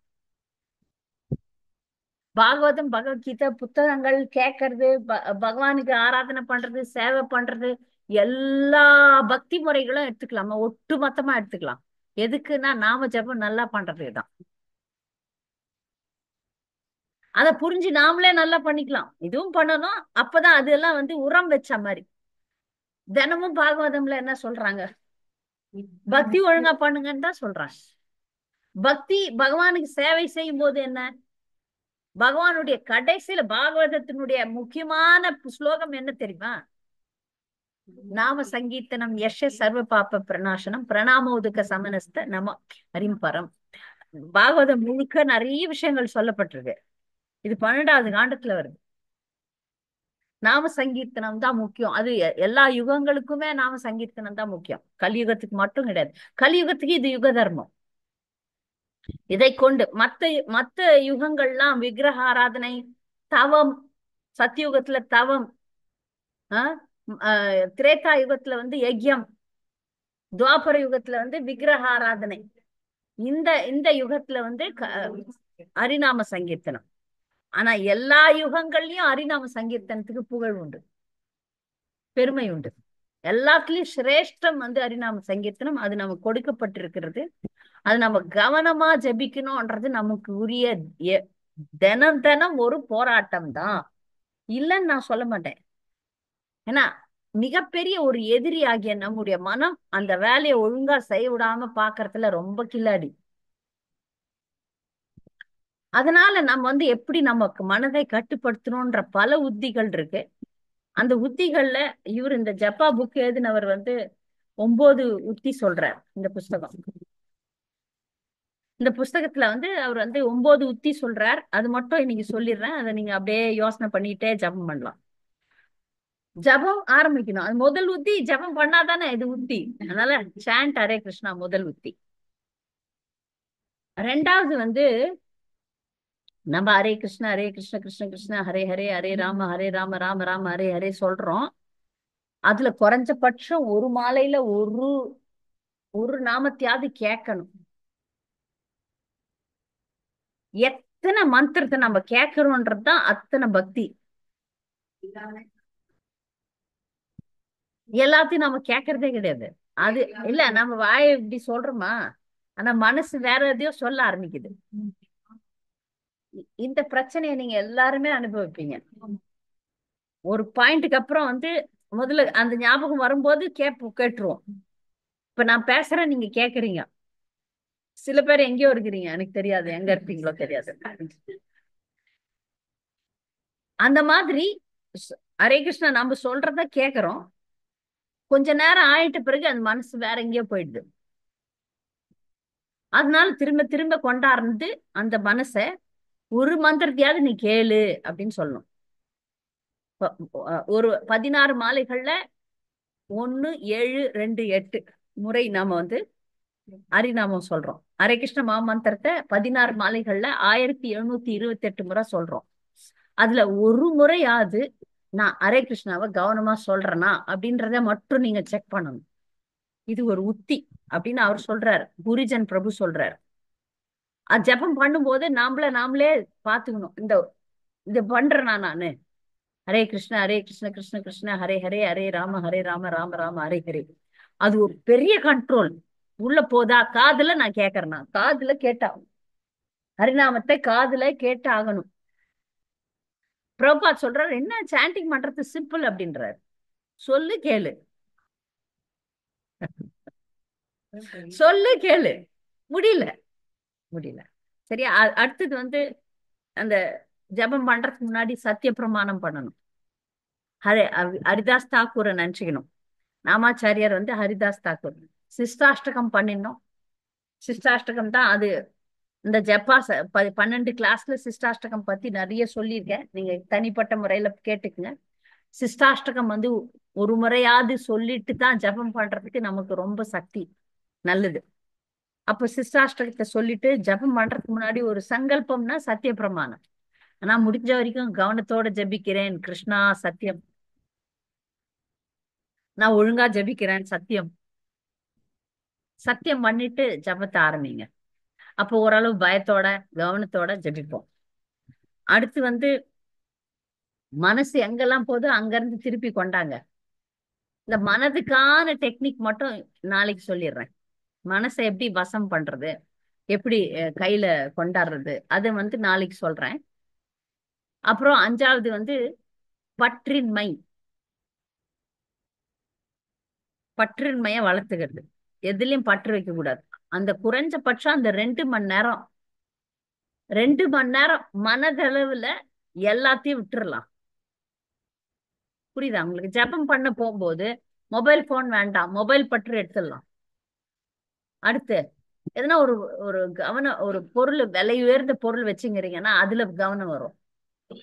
பர்ஸே வச்சுக்கலாம், இல்ல நகைங்களை வச்சுக்கலாம், ஏதோ ஒண்ணு அது கூட வச்சிருந்தீங்கன்னா அதே பார்த்து நிற்போம். அது வேண்டாம். நான் வந்து கோயிலுக்கு போகும்போது வாட்டர் பாட்டில், பீட் பேக் 2 தான் இருக்கும். ஏன்னா மத்ததெல்லாம் இருந்துச்சுன்னா நம்ம கவனம் சிதறக்கூடிய விஷயங்களை வச்சுக்காதீங்க, எதுவா இருந்தாலும். ஆனா அந்த 2 மணி நேரம் நான் கிருஷ்ணருக்கே வைப்பேன் அப்படின்ற ஒரு சங்கல்பம் வச்சிருக்கோம். அதனால மற்ற விஷயங்கள் மேல பற்று வச்சு அந்த 2 மணி நேரமாவது பற்று இல்லாம இருப்போம் அப்படின்னு. அப்புறம் மனதை கண்டுக்க கூடாது. மனசை கண்டுக்காம, நெக்லெக்ட் த மைண்ட். மனசை அப்படி தள்ளி விட்டுறணும். நீ பேசாம இரு, வாயை மூடு. திட்டி இவர் பக்தி சித்தாந்த சரஸ்வதி பிரபுபாதர் சொல்றார், செருப்புல அடிக்கணும், தொடப்பத்துல அடிக்கணும். நான் முன்னையே இது சொன்ன, நம்மை கையாளும் போது நாம் வந்து கடுமையாக இருக்க வேண்டும். அடுத்தவர்களை கையாளும் போது மனதை கொண்டு மிருதுவாக கையாள வேண்டும். அப்ப நம்ம கையாளும் போது மனதை கண்டிப்பா கட்டுப்பாட்டுல வைக்கணும். விட்டீங்கன்னா அது வந்து ஆட்டம் போட ஆரம்பிச்சிடும். பணிவாக இருக்க வேண்டும். திருநாதப்பி சுனிச்சேன தரோரப்பி சகிஷ்ணுனா அமானின மானதேன கீர்த்தனிய சதாகரி. பணிவாக இருக்க வேண்டும். நாமத்தை சரணடைய வேண்டும். நான் உன்னையே சரணடைறேன், என்னால முடியாது. ஏன்னா ஜபம், தூய்மையான ஜபம்ன்றது நம்ம கையிலே இல்லை. பேசலாம், உட்காந்து செமினார் வைக்கலாம், ஜப்பா ரெட்ரீட் அட்டன் பண்ணலாம், எல்லாம் பண்ணலாம். ஆனா தூய ஜபம் பண்றோமா? இல்லை, முடியாது, நடக்கல. அதனால அதுதான் நம்முடைய குறிக்கோள். ஆனா அதுக்காக அதை நம்மால முடியாதுன்னு விட்டுறக்கூடாது, முயற்சி பண்ணணும். நம்மால முடியாதுன்றது உண்மைதான், ஆனால் முயற்சி பண்ணணும். அது முயற்சி பண்ணும்போது ஆச்சாரியனுடைய கருணை நம்ம மேல விழுந்து குடுமியை பிடிச்சு தூக்கி காப்பாத்திருவாங்க. ஒரு குழந்தை நடப்பதற்கு முயற்சி பண்ணுது, பார்த்திருப்பீங்க, எல்லா தாய்மாரும் பார்த்த விஷயம்தான். குழந்தை பிறந்து நடந்து போகும்போது விழுந்து விழுந்து விழுந்து 10,000 வாட்டி விழும். பாக்குற தாய்க்கு நெஞ்சு வலிக்கும். உடனே அந்த தாய் அந்த கைகளை அப்படி பிடிச்சுக்கும். அந்த குழந்தை நினைச்சுக்கிது நான் தான் நடக்கிறேன்ட்டு. அப்படியே நடத்தி கொட்டுன்னு போய், நீங்க எல்லாம் வளர்த்திருப்பீங்க குழந்தைய, உங்களுக்கு தெரியும். அது போல நம்மை கைப்பிடிச்சு நம்ம ஆச்சாரியன் கொண்டு போவான், நம்முடைய முயற்சியை பார்த்து. எல்லாம் அவர் பண்ணுவாரு அப்படின்னு சொல்லிட்டு நான் படுத்து தூங்குறது இல்ல. என்னுடைய முயற்சியை முழுசா நாம் பண்ணும் போது கருணை கிடைக்கும். அது பேர் நாமாசிரயம், நாமத்தை சரணடைதல். ஆரம்பத்திலே நம்ம அதை பண்றோம். நான் இதை உண்மையாதான் செய்யணும்னு பாக்குறேன், எப்படியோ திசை திரும்பிடுறேன். நான் இப்படிதான் இருக்கிறேன், ரொம்ப கேவலமா இருக்கிறேன். ஆனா நேத்தை விட இன்னைக்கு நல்ல முன்னேற்றம், இன்னைய விட நாளைக்கு நல்ல முன்னேற்றம். அது நான் எப்படியாவது கொண்டாந்துடுறேன். ஒரு ஒரு அடி இல்ல, ஒரு அரை அடியாவது எடுத்து வைக்கிறேன். நான் 1 இன்ச்சாவது நான் நகர்றேன் என் பக்தியில அப்படின்னு ஒரு ஒரு உறுதியை நான் மனசுல வச்சுக்கிறேன். அடுத்து எல்லாத்துக்கும் மேல கிருஷ்ணருடைய கருணை. கிருஷ்ணருடைய கருணை நமக்கெல்லாம் இருக்கா இல்லையா? இருக்கு. எல்லா ஜீவராசி மேலயும் இருக்கு. இது வந்து அசைக்க முடியாத ஒரு உண்மை. எல்லா ஜீவராசியும் அவர் நேசிக்கிறார். நாம் நம்மை நேசிக்கிறதை விட அவர் நம்ம நேசிக்கிறது தான் உண்மை. நமக்கு புரியலன்றதுதான் விஷயம். நாம் ஒப்பிட்டு பார்த்து ஒப்பிட்டு பார்த்து ஒப்பிட்டு பார்த்து நம்ம பண்ண தவறுகள்லாம் மறந்து போய், எத்தனை ஜென்மமா, எத்தனை கோடி ஜென்மமா கிருஷ்ணரை மறந்து போய் ஆட்டம் போட்டுன்னு இருக்கிறோம். ஆனாலும் கூடவே அந்தர்யாமி பரமாத்மாவா ஒவ்வொருத்தர் இதயத்திலயும் இருக்கிறார். அதனால பகவானே, உன்னை சரணடைகிறேன், உன்னை நம்புகிறேன். நம்பிக்கை தான் முதல்ல முதல்ல நம்ம வளர்க்க வேண்டியது ஸ்ரத்தா, நம்பிக்கை. அந்த நம்பிக்கையை முழுசாக வளர்த்துக்கலாம். முழுசா வளர்த்துக்கணும், அறக்குறையா கிடையாது. இயேசு கிறிஸ்து சொல்றார், கடுகளவு நம்பிக்கை மலையை கூட நகர்த்த முடியும். கடுகளவு நம்பிக்கையில நாம் முழு நம்பிக்கை வைப்போம், 100% நம்பிக்கை வைப்போம். இதுதான் வாழ்க்கை, இதுதான் எனக்கு உயிர், உயிர் மூச்சு. பகவானே, உன்னை சரணடைகிறேன். எனக்கு நாமத்துல ருச்சியை கொடு, நாமத்தை நான் செய்யணும்.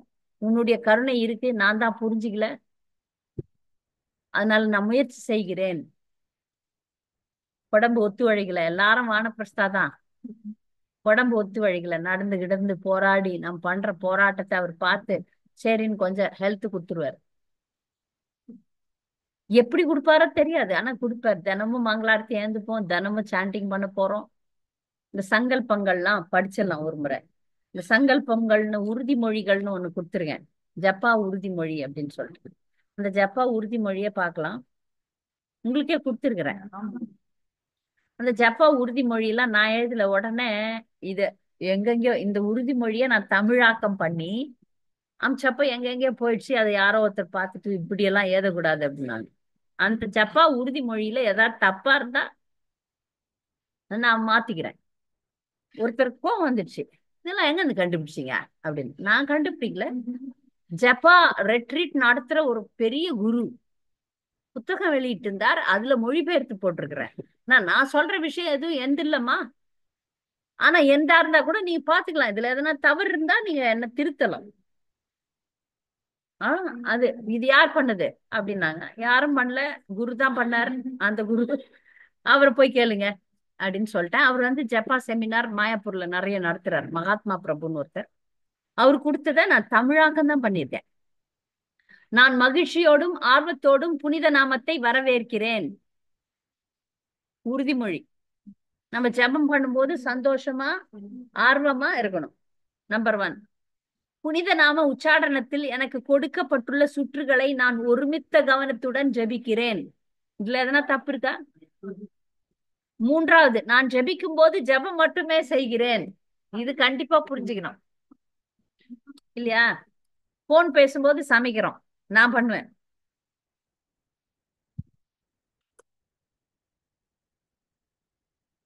போன் பேசும்போது சாமான் தொலைக்கிறோம்.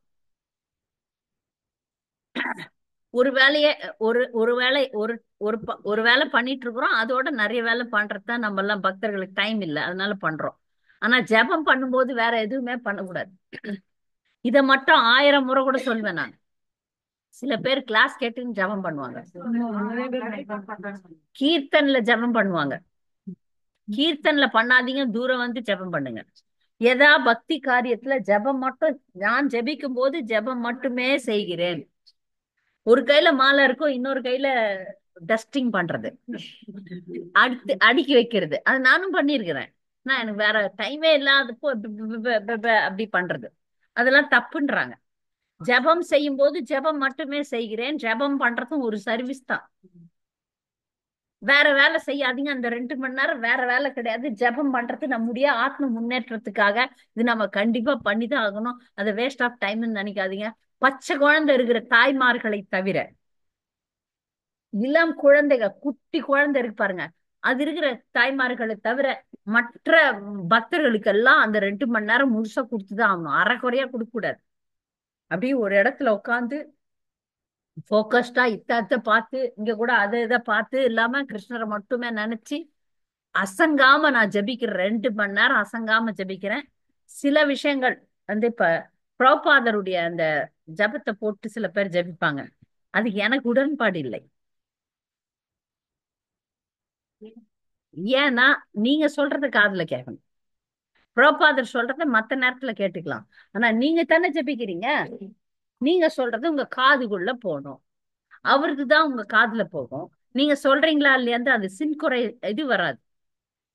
குருமகராஜ் சொல்றது அது கேட்டுட்டு வரணும். அது வேற நேரத்துல நீங்க கேட்கலாம். கிச்சன்ல சமைக்கிறது எனக்கு தெரியல, எனக்கு இப்ப உங்களால ஜெபிக்கவே முடியல, அப்படி பெட் ரிடனா இருக்கீங்கன்னா அப்ப கேட்கலாம். நீங்க சொல்றது வாயில நீங்க ஹரே கிருஷ்ணா சொல்றத நீங்க கேட்கணும். அதான் ஜெபத்தினுடைய முக்கியமான விதிமுறையே. மற்ற நேரத்துல கேட்கலாம், புனிதமான பக்தர்கள்ட்ட மற்ற நேரத்துல. எனக்கு வந்து நிறைய பக்தர்கள் ஜெபம் பண்ணும்போது கூட என்னன்னாலும் எனக்கு வந்து அது குத்தும். நான் சொல்றத நம்ம கேட்கணும். அது வந்து முக்கியமான பாயிண்ட். அது பாருங்க. நான் ஜெபிக்கிறேன், ஜெபம் செய்ய விரும்புகிறேன், ஜெபம் செய்வதை நேசிக்கிறேன். நான் மகா மந்திரத்தில் ஸ்ரீ ராதையும் ஸ்ரீ கிருஷ்ணரும் முழுமையாக இருப்பதை உணர்கிறேன். நான் கிருஷ்ணரின் நாமத்தில் ஸ்ரீ கிருஷ்ணருடைய கருணையும் அன்பும் முழுமையாக இருப்பதை உணர்கிறேன் மற்றும் அந்த கருணையை பெறுகிறேன். புனித நாமம் உலகிலேயே மிகப்பெரிய பொக்கிஷம் என்பதை முழுமையாக அறிந்து ஜெபிக்கிறேன். நான் ஸ்ரீராதையும் கிருஷ்ணரையும் திருப்தி செய்வதற்காக ஜெபிக்கிறேன், வேற எந்த பௌதிக விஷயங்களுக்காகவும் அல்ல. நான் என்னுடைய மனதை விட்டு வெளியே வந்து என்னுடைய இதயத்தில் இருந்து கொண்டு புனித நாமத்தை ஜெபிக்கிறேன். ஃப்ரம் த ஹார்ட்னு சில பேர் சொல்லுவாங்க ஜெபம் கீர்த்தன் பண்ணும்போது கூட. நம்ம ஜெபிக்கும் போது மனசை தூக்கி வச்சுட்டு எனக்கு அது வேணும், இது வேணும், இதை செய்யணும், அதை செய்யணும், வேலை செய்யணும், அந்த மாதிரி மனசு ஓடும்ல. அது தள்ளி வச்சுட்டு இதயத்துல இருந்து அங்கேயும் அந்த மனசையும் ஹரே கிருஷ்ண மந்திரம் சொல்ல வைக்கணும். ரெண்டும் வாயும் மனதும் ஒன்னா ஓடணும். வாயும் மனதும் ஒன்னா ஓடணும். அதான் இது. புனித நாமத்துடன் இருக்கும் என்னுடைய புனிதமான உறவை முழுமையாக நேசிக்கிறேன், முழுமையாக மதிக்கிறேன். எனக்கும் நாமத்துக்கும் உள்ள உறவு இருக்கு. அந்த உறவை நான் மதிக்கிறேன், ரெஸ்பெக்ட் பண்றேன். நான் கிருஷ்ணர் என்னை ஏற்றுக்கொள்வார் என்பதற்காகவும் அவருடன் முறிந்து போன என்னுடைய உறவை புதுப்பிப்பதற்காகவும் ஜெபிக்கிறேன். நாமெல்லாம் கிருஷ்ணருக்கு வந்து முகத்தை திருப்பி காமிச்சிட்டு வந்துட்டோம். அதை புதுப்பிப்பதற்காக திரும்பவும் நான் வந்து நானாக மாறுவதற்கு, நான் இப்ப பௌதிகமா இருக்கிறேன், நான் நானாக மாறுவதற்கு முயற்சி செய்கிறேன். நான் ஜெபிக்கும் போது ஹரே கிருஷ்ண மந்திரத்தின் பொருளை தியானித்து ஜெபிக்கிறேன். பகவானுடைய அன்பை பெறுவதற்காகவும் சேவையை பெறுவதற்காகவும் ஜெபிக்கிறேன். கிருஷ்ணருக்கு தூய பக்தி தொண்டை செய்வதை தவிர வேறெந்த உள்நோக்கமும் இல்லை. வேறெந்த உள்நோக்கமும் இல்லாமல் ஜெபிக்கிறேன். உள்நோக்கம் வேற எதுவும் வேண்டாம். பயப்பட வேண்டாம். பௌதிகமான விஷயங்கள்லாம் நமக்கு தானா சரியாயிடும். நம்ம எதுக்கு பயப்பட வேண்டாம். இப்ப ஒரு மிகப்பெரிய எஜமானன் கிட்ட வேலை செய்யற வேலைக்காரனுக்கு ஒரு பிரச்சனையும் கிடையாது. ஒரு நல்ல எஜமானன் வச்சுக்கோங்களேன், அவர் எல்லாத்தையும் பாத்துக்குவார். பொறுப்பான ஒருத்தர்கிட்ட நம்ம ஒப்படைச்சோம்னா அவர் வந்து நமக்கு வந்து வேலை கொடுப்பார், சம்பளம் கொடுப்பார், நமக்கு தேவையான விஷயங்களை தருவார், பென்ஷனும் தருவார். நல்ல எஜமானர்களை நான் பார்த்திருக்கேன். ஒருத்தவங்க வீட்டுல ஒரு ஒரு மாதாஜி வந்து வாழ்க்கை முழுக்க உழைச்சாங்க. 6 குழந்தைகள் அந்த குடும்பத்துல. அந்த குடும்பத்துக்காக அந்த அம்மா வந்து ஒரு தாய் மாதிரி தான், ஆனா வேலைக்காரி. அந்த எஜமானர் பார்த்தாரு, நம்ம வயசானா என்ன பண்றதுன்னு. வயசானா ரிட்டையர்மெண்ட் கொடுத்து சம்பளமும் கொடுத்து ஒரு ரூமும் கொடுத்து அவங்களுக்கு தேவையானது செய்யறாங்க. இது நல்ல எஜமானன். நாம வந்து ஒரு நல்ல எஜமானன் ஆகிய கிருஷ்ணரை சரணடைஞ்சிருக்கோம். அதனால கண்டிப்பா நம்முடைய எல்லா தேவைகளையும் அவர் பார்த்துப்பார். ஆனால் நம்ம வந்து நிறைய பக்தர்களுக்கு, பிரம்மச்சாரிகளுக்கு கூட இன்செக்யூரிட்டி இருக்கிறத நான் பாக்குறேன். என்னது? பாதுகாப்பின்மை. அதனால அவங்க வந்து ஜிபிசிய குறை சொல்றாங்க, மூத்த பக்தர்களை குறை சொல்றாங்க. ஒரு சிஷ்யர், ஒரு பிரம்மச்சாரி பக்தர் சமீபத்துல நோய்வாய்ப்பட்டார். கண்டிப்பாக அவரை வந்து என்ன பண்ணிருக்காங்க, பக்தர்கள்லாம் சுத்தி இருந்தவங்க எல்லாம் அவரை ஒரு வண்டியில ஒரு கார்ல போட்டு அவங்க வீட்டுக்கு அனுப்பிச்சிட்டாங்க. ஒரு மிகப்பெரிய பக்தர். அவருடைய குருதேவர்கிட்ட வந்து அவர் சொன்னார், இந்த மாதிரி பண்ணாங்க அப்படின்னு சொல்லிட்டு. அது வந்து ஒரு அப்ப அவர் வந்து ஃபீல் பண்றாரு, இவ்வளோ பண்ணி எனக்கு ஒரு ஆள் இல்லையே அப்படின்ட்டு. இதற்கு என்ன காரணம், ஆழ்ந்த காரணம் நம்ம பார்த்தா, நாம அந்த பாதுகாப்பின்மையை வளர்த்துக்க கூடாது. அது விதி. நான் அந்த மாதிரி ஒரு கஷ்டத்தை அனுபவிக்கணும்னு விதி போட்டிருக்கு. அங்க உன்னை சோதிக்கலாம் கிருஷ்ணர். நீ இவ்வளவு பெரிய பிரம்மச்சாரியாச்சே, எதுவுமே இல்லைன்னா நீ என்ன பண்ற அப்படின்னு சோதிச்சிருக்கலாம். அது நமக்கு புரியல, எனக்கு புரியல. அதனால பாதுகாப்பின்மையை எடுத்துருங்க. ஏதாவது ஒண்ணு வந்து எப்படியாவது காப்பாத்தணும் நம்மள. பகவான் அப்ப ஏதோ ஒண்ணு நடந்தது, நீங்க உங்களை தூக்கி, அதாவது நீங்க அனாதையா போல ஏதோ ஒண்ணு பண்ணாங்க.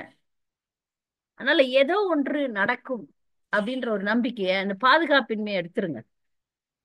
எல்லாருக்கும் பகவான் எதா படி அளந்துருவார். யாரையும் அப்படியே விட்டுற மாட்டார். என்னுடைய ஜெபம்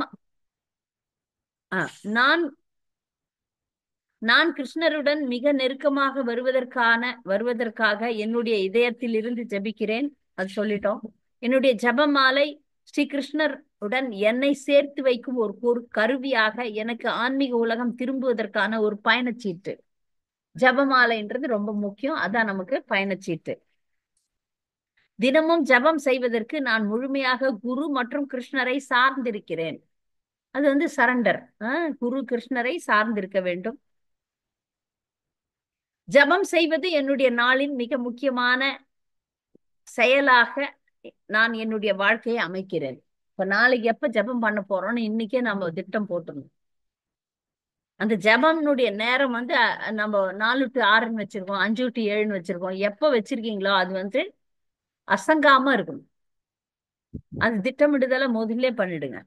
எப்படி டிக்கெட் புக் பண்றதுக்கு எவ்வளவு 3 மாசம் முன்னாடியே பண்ணிடுறோம்ல, எங்கன்னா போனோம்னா டிக்கெட் புக் பண்றோம்ல. அந்த மாதிரி ஜெபம் பண்றதுக்குன்ற நேரத்தை நம்ம வந்து ஒதுக்கி வச்சு அதை வந்து பிரத்யேகமாக கிருஷ்ணருடன் நான் இருக்கக்கூடிய நேரம். அது கிருஷ்ணருக்கு நான் கொடுக்கின்ற மிக முக்கியமான தருணம். அதனால அதை வந்து நான் வந்து அது என்னுடைய வாழ்க்கையின் ஒரு நாளின் மிக முக்கியமான வேலை. அதை புரிஞ்சுக்கணும். மிகவும் அருமையாக ஜெபிப்பதையே என்னுடைய கொள்கையாக வைக்கிறேன். மேலும் என்னுடைய கவனம் முன்னேறுவதற்கு தொடர்ந்து முயற்சிக்கிறேன். இத வந்து பல வருடம் கூட அடையலாம். ஜபம் அப்படியே பண்ணிட்டே இருக்கிறோம்ல, பல வருடங்கள் பல யுகங்கள் கூட ஆகலாம்.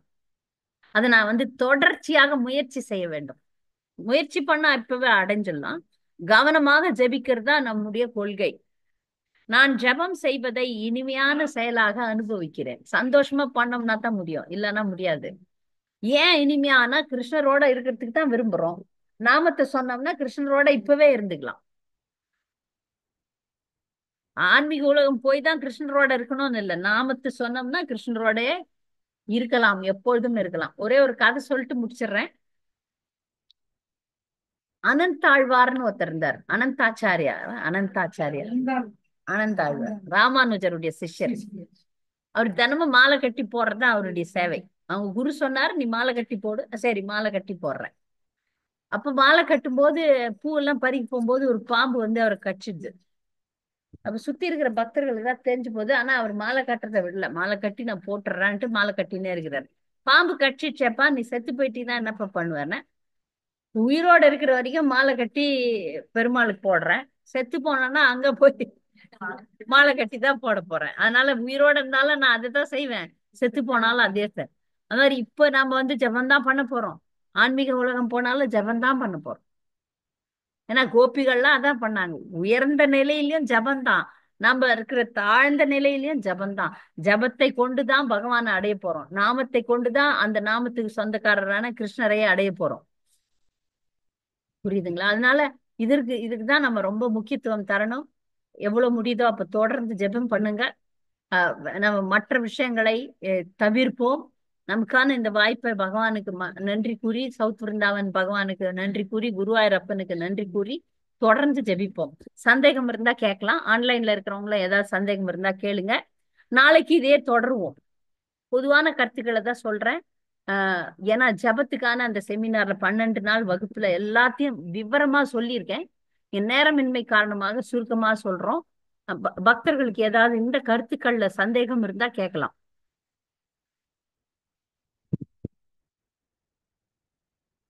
ஜபத்தை பத்தின சந்தேகம், அபராதங்களை பத்தின சந்தேகம். மனம் புத்தி ரெண்டு சொன்னீங்க, அது ரெண்டும் டிஃபரன்ஸ் எப்படி பண்றது? புத்தி அப்படின்றது இது நல்லது கெட்டதுன்றத பகுத்தறிவும் விஷயம். இது வந்து எல்லாமே சூக்ஷ்மமான உடல். நமக்கு வந்து 2 உடல் இருக்கு. ஒரு உடலை நம்ம பாக்குறோம். இது பஞ்சபூதங்களால ஆன இந்த உடலை நம்மால பார்க்க முடியுது. பஞ்சபூதங்களால ஆகாத ஒரு உடல் பேரு மனம், புத்தி, அகங்காரம். 3 இருக்கு. மனம் அப்படின்றத நம்ம சுலபமா புரிஞ்சுக்கலாம். ஆனா சதா சர்வ நேரமும் ஏதோ ஒண்ணு பேசிட்டே இருக்கு பாருங்க. பேசிட்டே இருக்கிறோம் ஒண்ணு இருக்கு பாருங்க. மனசுன்றது அதான். சதா சர்வ நேரமும் இதை பண்ணும், அதை பண்ணும், அதை செய்யணும், அந்த யோசனைன்னு சொல்றோம் பாருங்க, அதுதான் மனசு. அந்த மனசுக்கும் புத்திக்கும் என்ன வித்தியாசம்னு கேக்குறாங்க. புத்தி என்பது ஒரு காரியத்தை செய்யும் போது இது செய் அப்படின்னும், இது செய்யாதன்னு சொல்லும். அதான் புத்தி. அந்த புத்தி திருடனுக்கு எப்படி வேலை செய்யுதுன்னா, திருடுறது நல்லது, எனக்கு வேணும், அதனால நான் மட்டும் வந்து திருடுகிறேன், அவன்லாம் கெட்டவன், அவன்கிட்ட நான் எடுத்துக்கிறேன் அப்படின்னு திருடன் யோசிக்கிறான். திருடனுடைய புத்தியினுடைய சோர்ஸ் எங்க இருந்து கிடைக்குது அவனுக்கு? அவனுடைய அனுபவம், அவன் யார் கூட சேர்ந்தானோ அவனுடைய அறிவு, அதெல்லாம் அவனுக்கு சோர்ஸ். இந்த புத்தியினுடைய சோர்ஸ் இன்னைக்கு சொன்னார் பாருங்க, அது வந்து சாஸ்திரமாக இருந்தால், இன்டெலிஜென்ஸ் தானே பேசணும். இன்னைக்கு வகுப்பே வந்து இன்டெலிஜென்ஸ் வந்து ஒரு ப்ராஸ்டியூட்டா இருந்தா, அதான் ப்ராஸ்டியூட் ஒய்ஃபா இருந்தா அவன் மனுஷன் கணவன் வந்து கெட்டு போயிடுவான். அந்த மாதிரி தானே இன்னைக்கு கிளாஸ். அப்போ அந்த புத்தி என்பது நல்ல புத்தியாக இருக்க வேண்டும். அதுக்கு கனெக்ஷன் வந்து நல்லவங்க கிட்ட இருந்து வரணும். அது குரு சாது சாஸ்திரத்தோட தொடர்புடைய புத்தியாக இருந்தால் சரியா இருக்கும். நல்லதுதான் ஓகே. புத்தி என்பது ஒரு காரியத்தை செய்யும்போது இது சரி செய்யணும், இது செய்யாதன்னு. நல்லது கெட்டது. அதான் புத்தி. ஆமா. ஆ,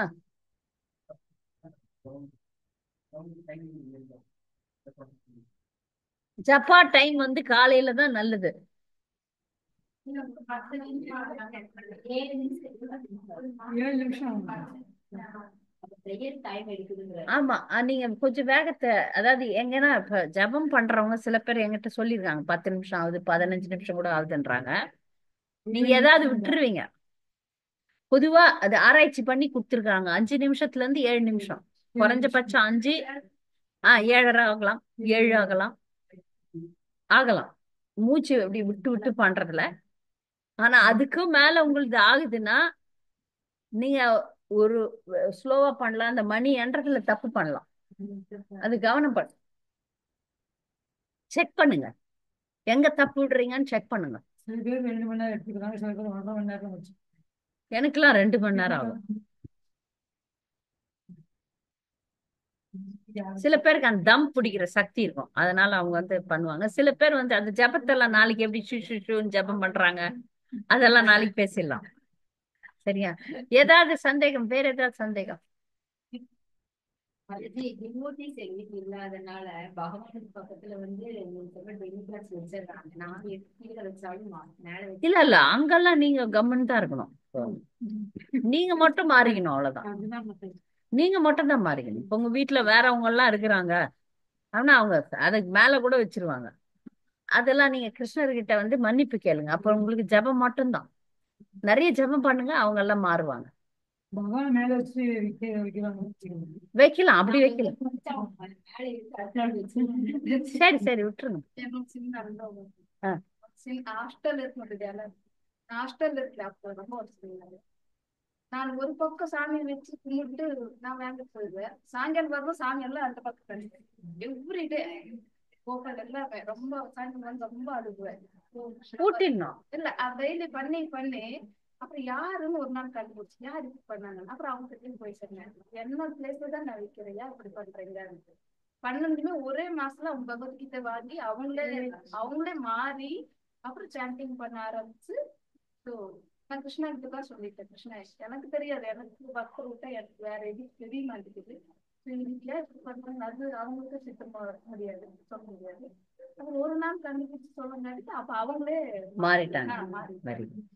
என்னோட இங்க ஒரு பக்தர் சொல்றாங்க, அவங்க வந்து கிருஷ்ணரை வந்து வச்ச வச்சுட்டு போவாங்களாம் வேலைக்கு. அப்ப வரும்போது எங்கன்னா தூக்கி தூக்கி போட்டிருப்பாங்களாம், ஹாஸ்டல்ல இருந்ததுனால.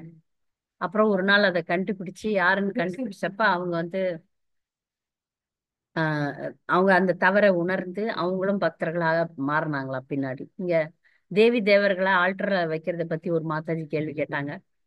அது வீட்டுல இருக்கிறவங்க மற்றவர்கள் பக்தர்களா இல்லைன்னா அங்க சண்டை போட முடியாது.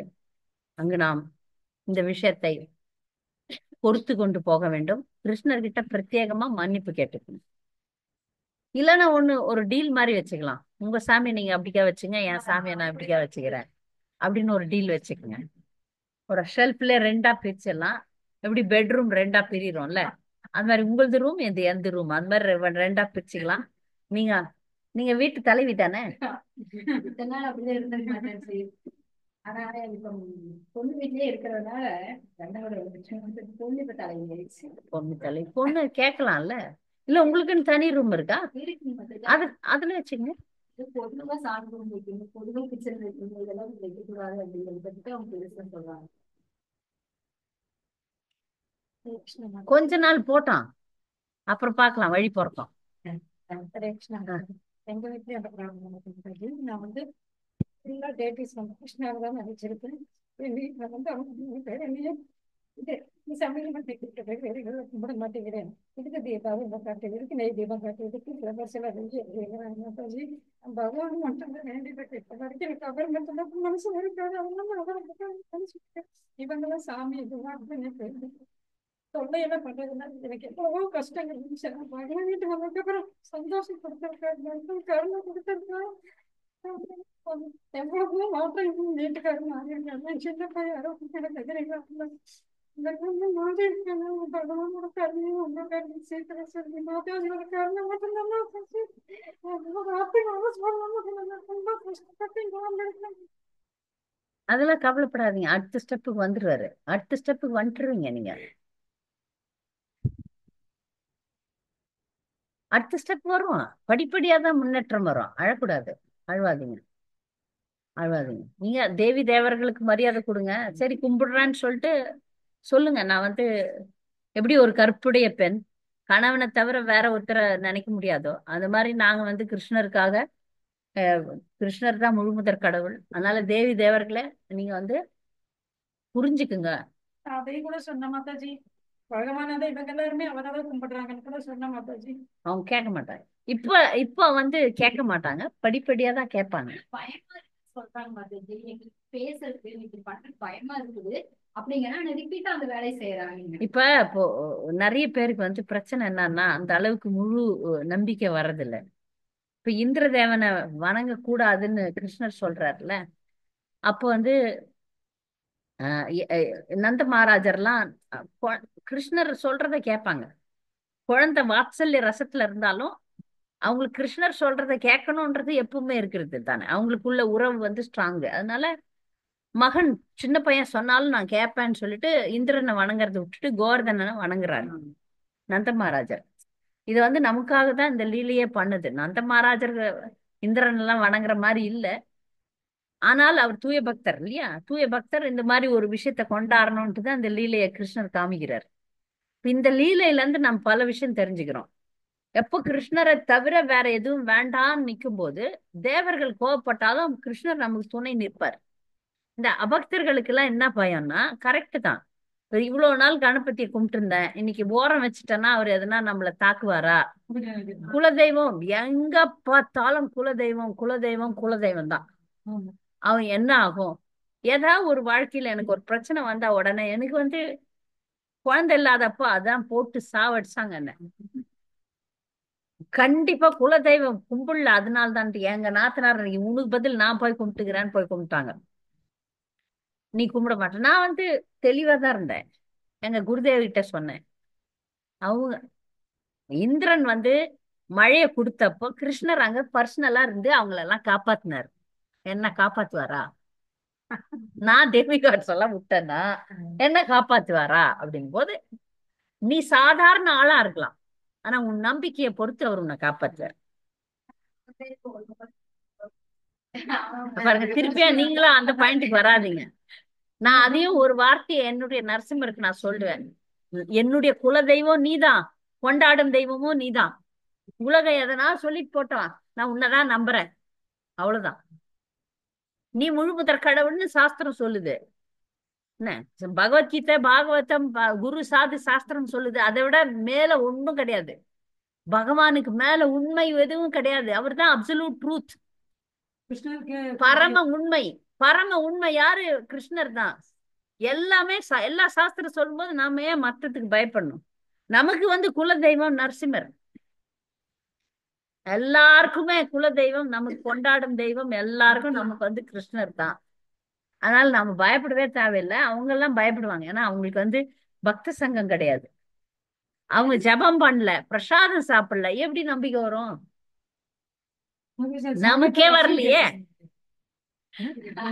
நமக்கே இல்லையே, அவங்களுக்கு எப்படி வரும்? அதனால அவங்கள நம்ம மன்னிச்சிடலாம். அவங்களோட சம்பந்தப்பட்டிருந்தீங்கன்னா கொஞ்சம் பொறுமையா இருங்க, வழி பிறக்கும்.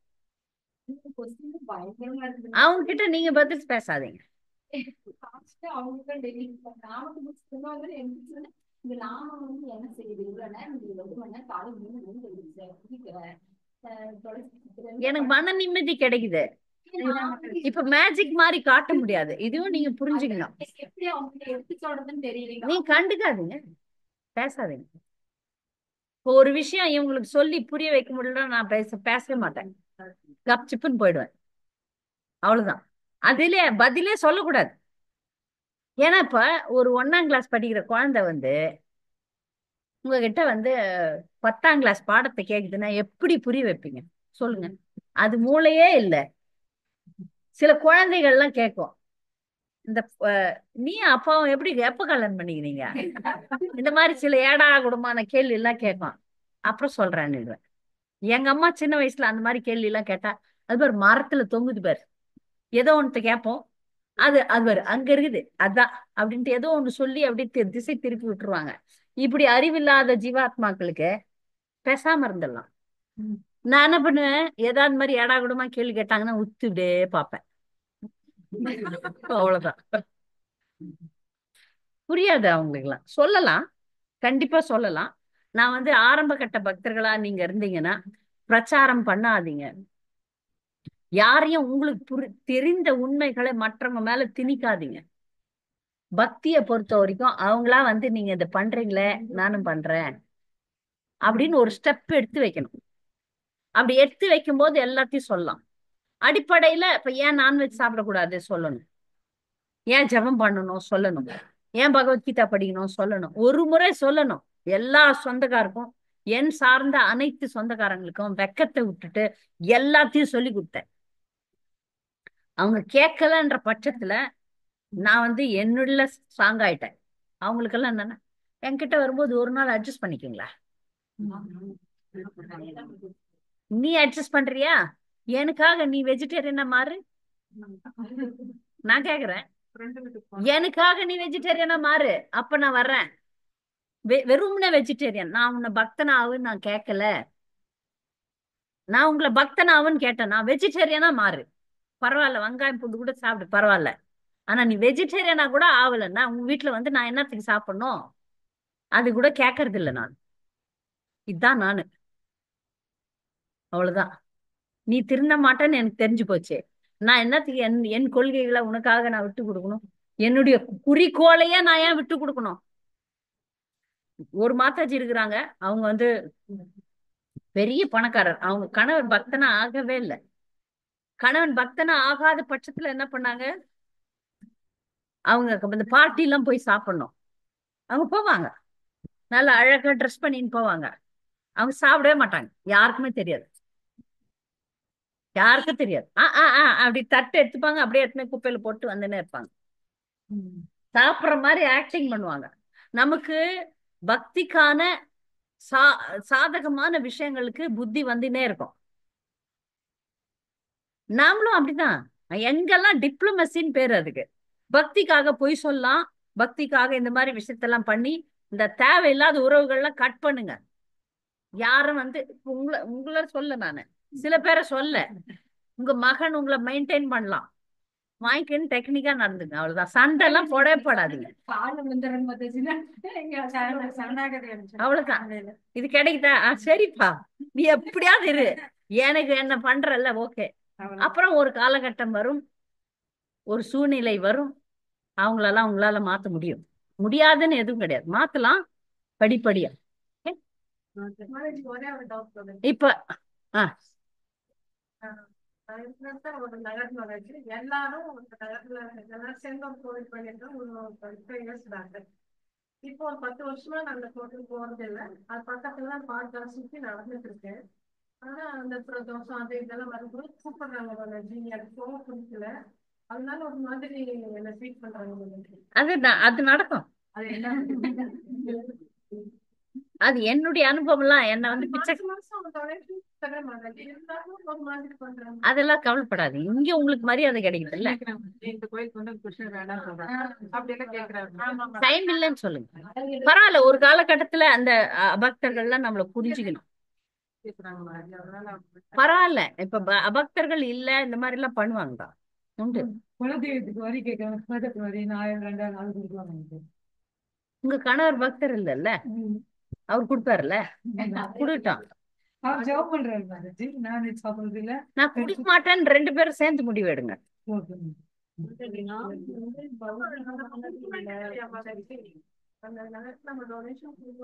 உங்களுக்கு அவங்க தேவையில்லைன்னா கொடுக்காதீங்க. இல்ல ஆனா அந்த அங்க இருக்கிறேன் அவங்களுடைய உதவி, இப்ப ஏதாவது ஒரு அவசரம் ஆபத்து அவங்க தேவைப்படுது, கொடுங்கன்னு தான் சொல்லுவேன் நான்.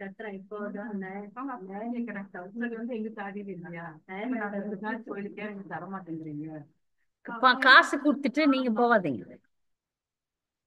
காசு இப்ப வரி கட்டுறோம், குழா வரி கட்டுறோம், அது கட்டுறோம், அந்த சமுதாயத்துல வாழறோம், கொடுங்க.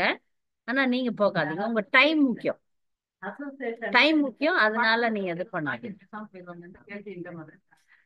நான் இந்த கிளாஸ் முடிச்சிடுறேன், அப்புறமா நம்ம தொடரலாம். பக்தர்களுக்கு ஆன்லைன்ல யாருக்காவது ஏதாவது சந்தேகம் இருக்கா? 12 ஆயிடுச்சு. பக்தர்களுக்கு ஏதாவது சந்தேகம் இருக்கா? நாளை வகுப்பும் இதே டைம்ல இருக்கு. பக்தர்கள் அனைவரும் வாங்க. வாஞ்சா கல்பதருந்தஸ்ய கிருபா சிந்து தேவச்ச பதிதானம் பாவம். நன்றி. ஹரே கிருஷ்ணா. ஹரே கிருஷ்ணா.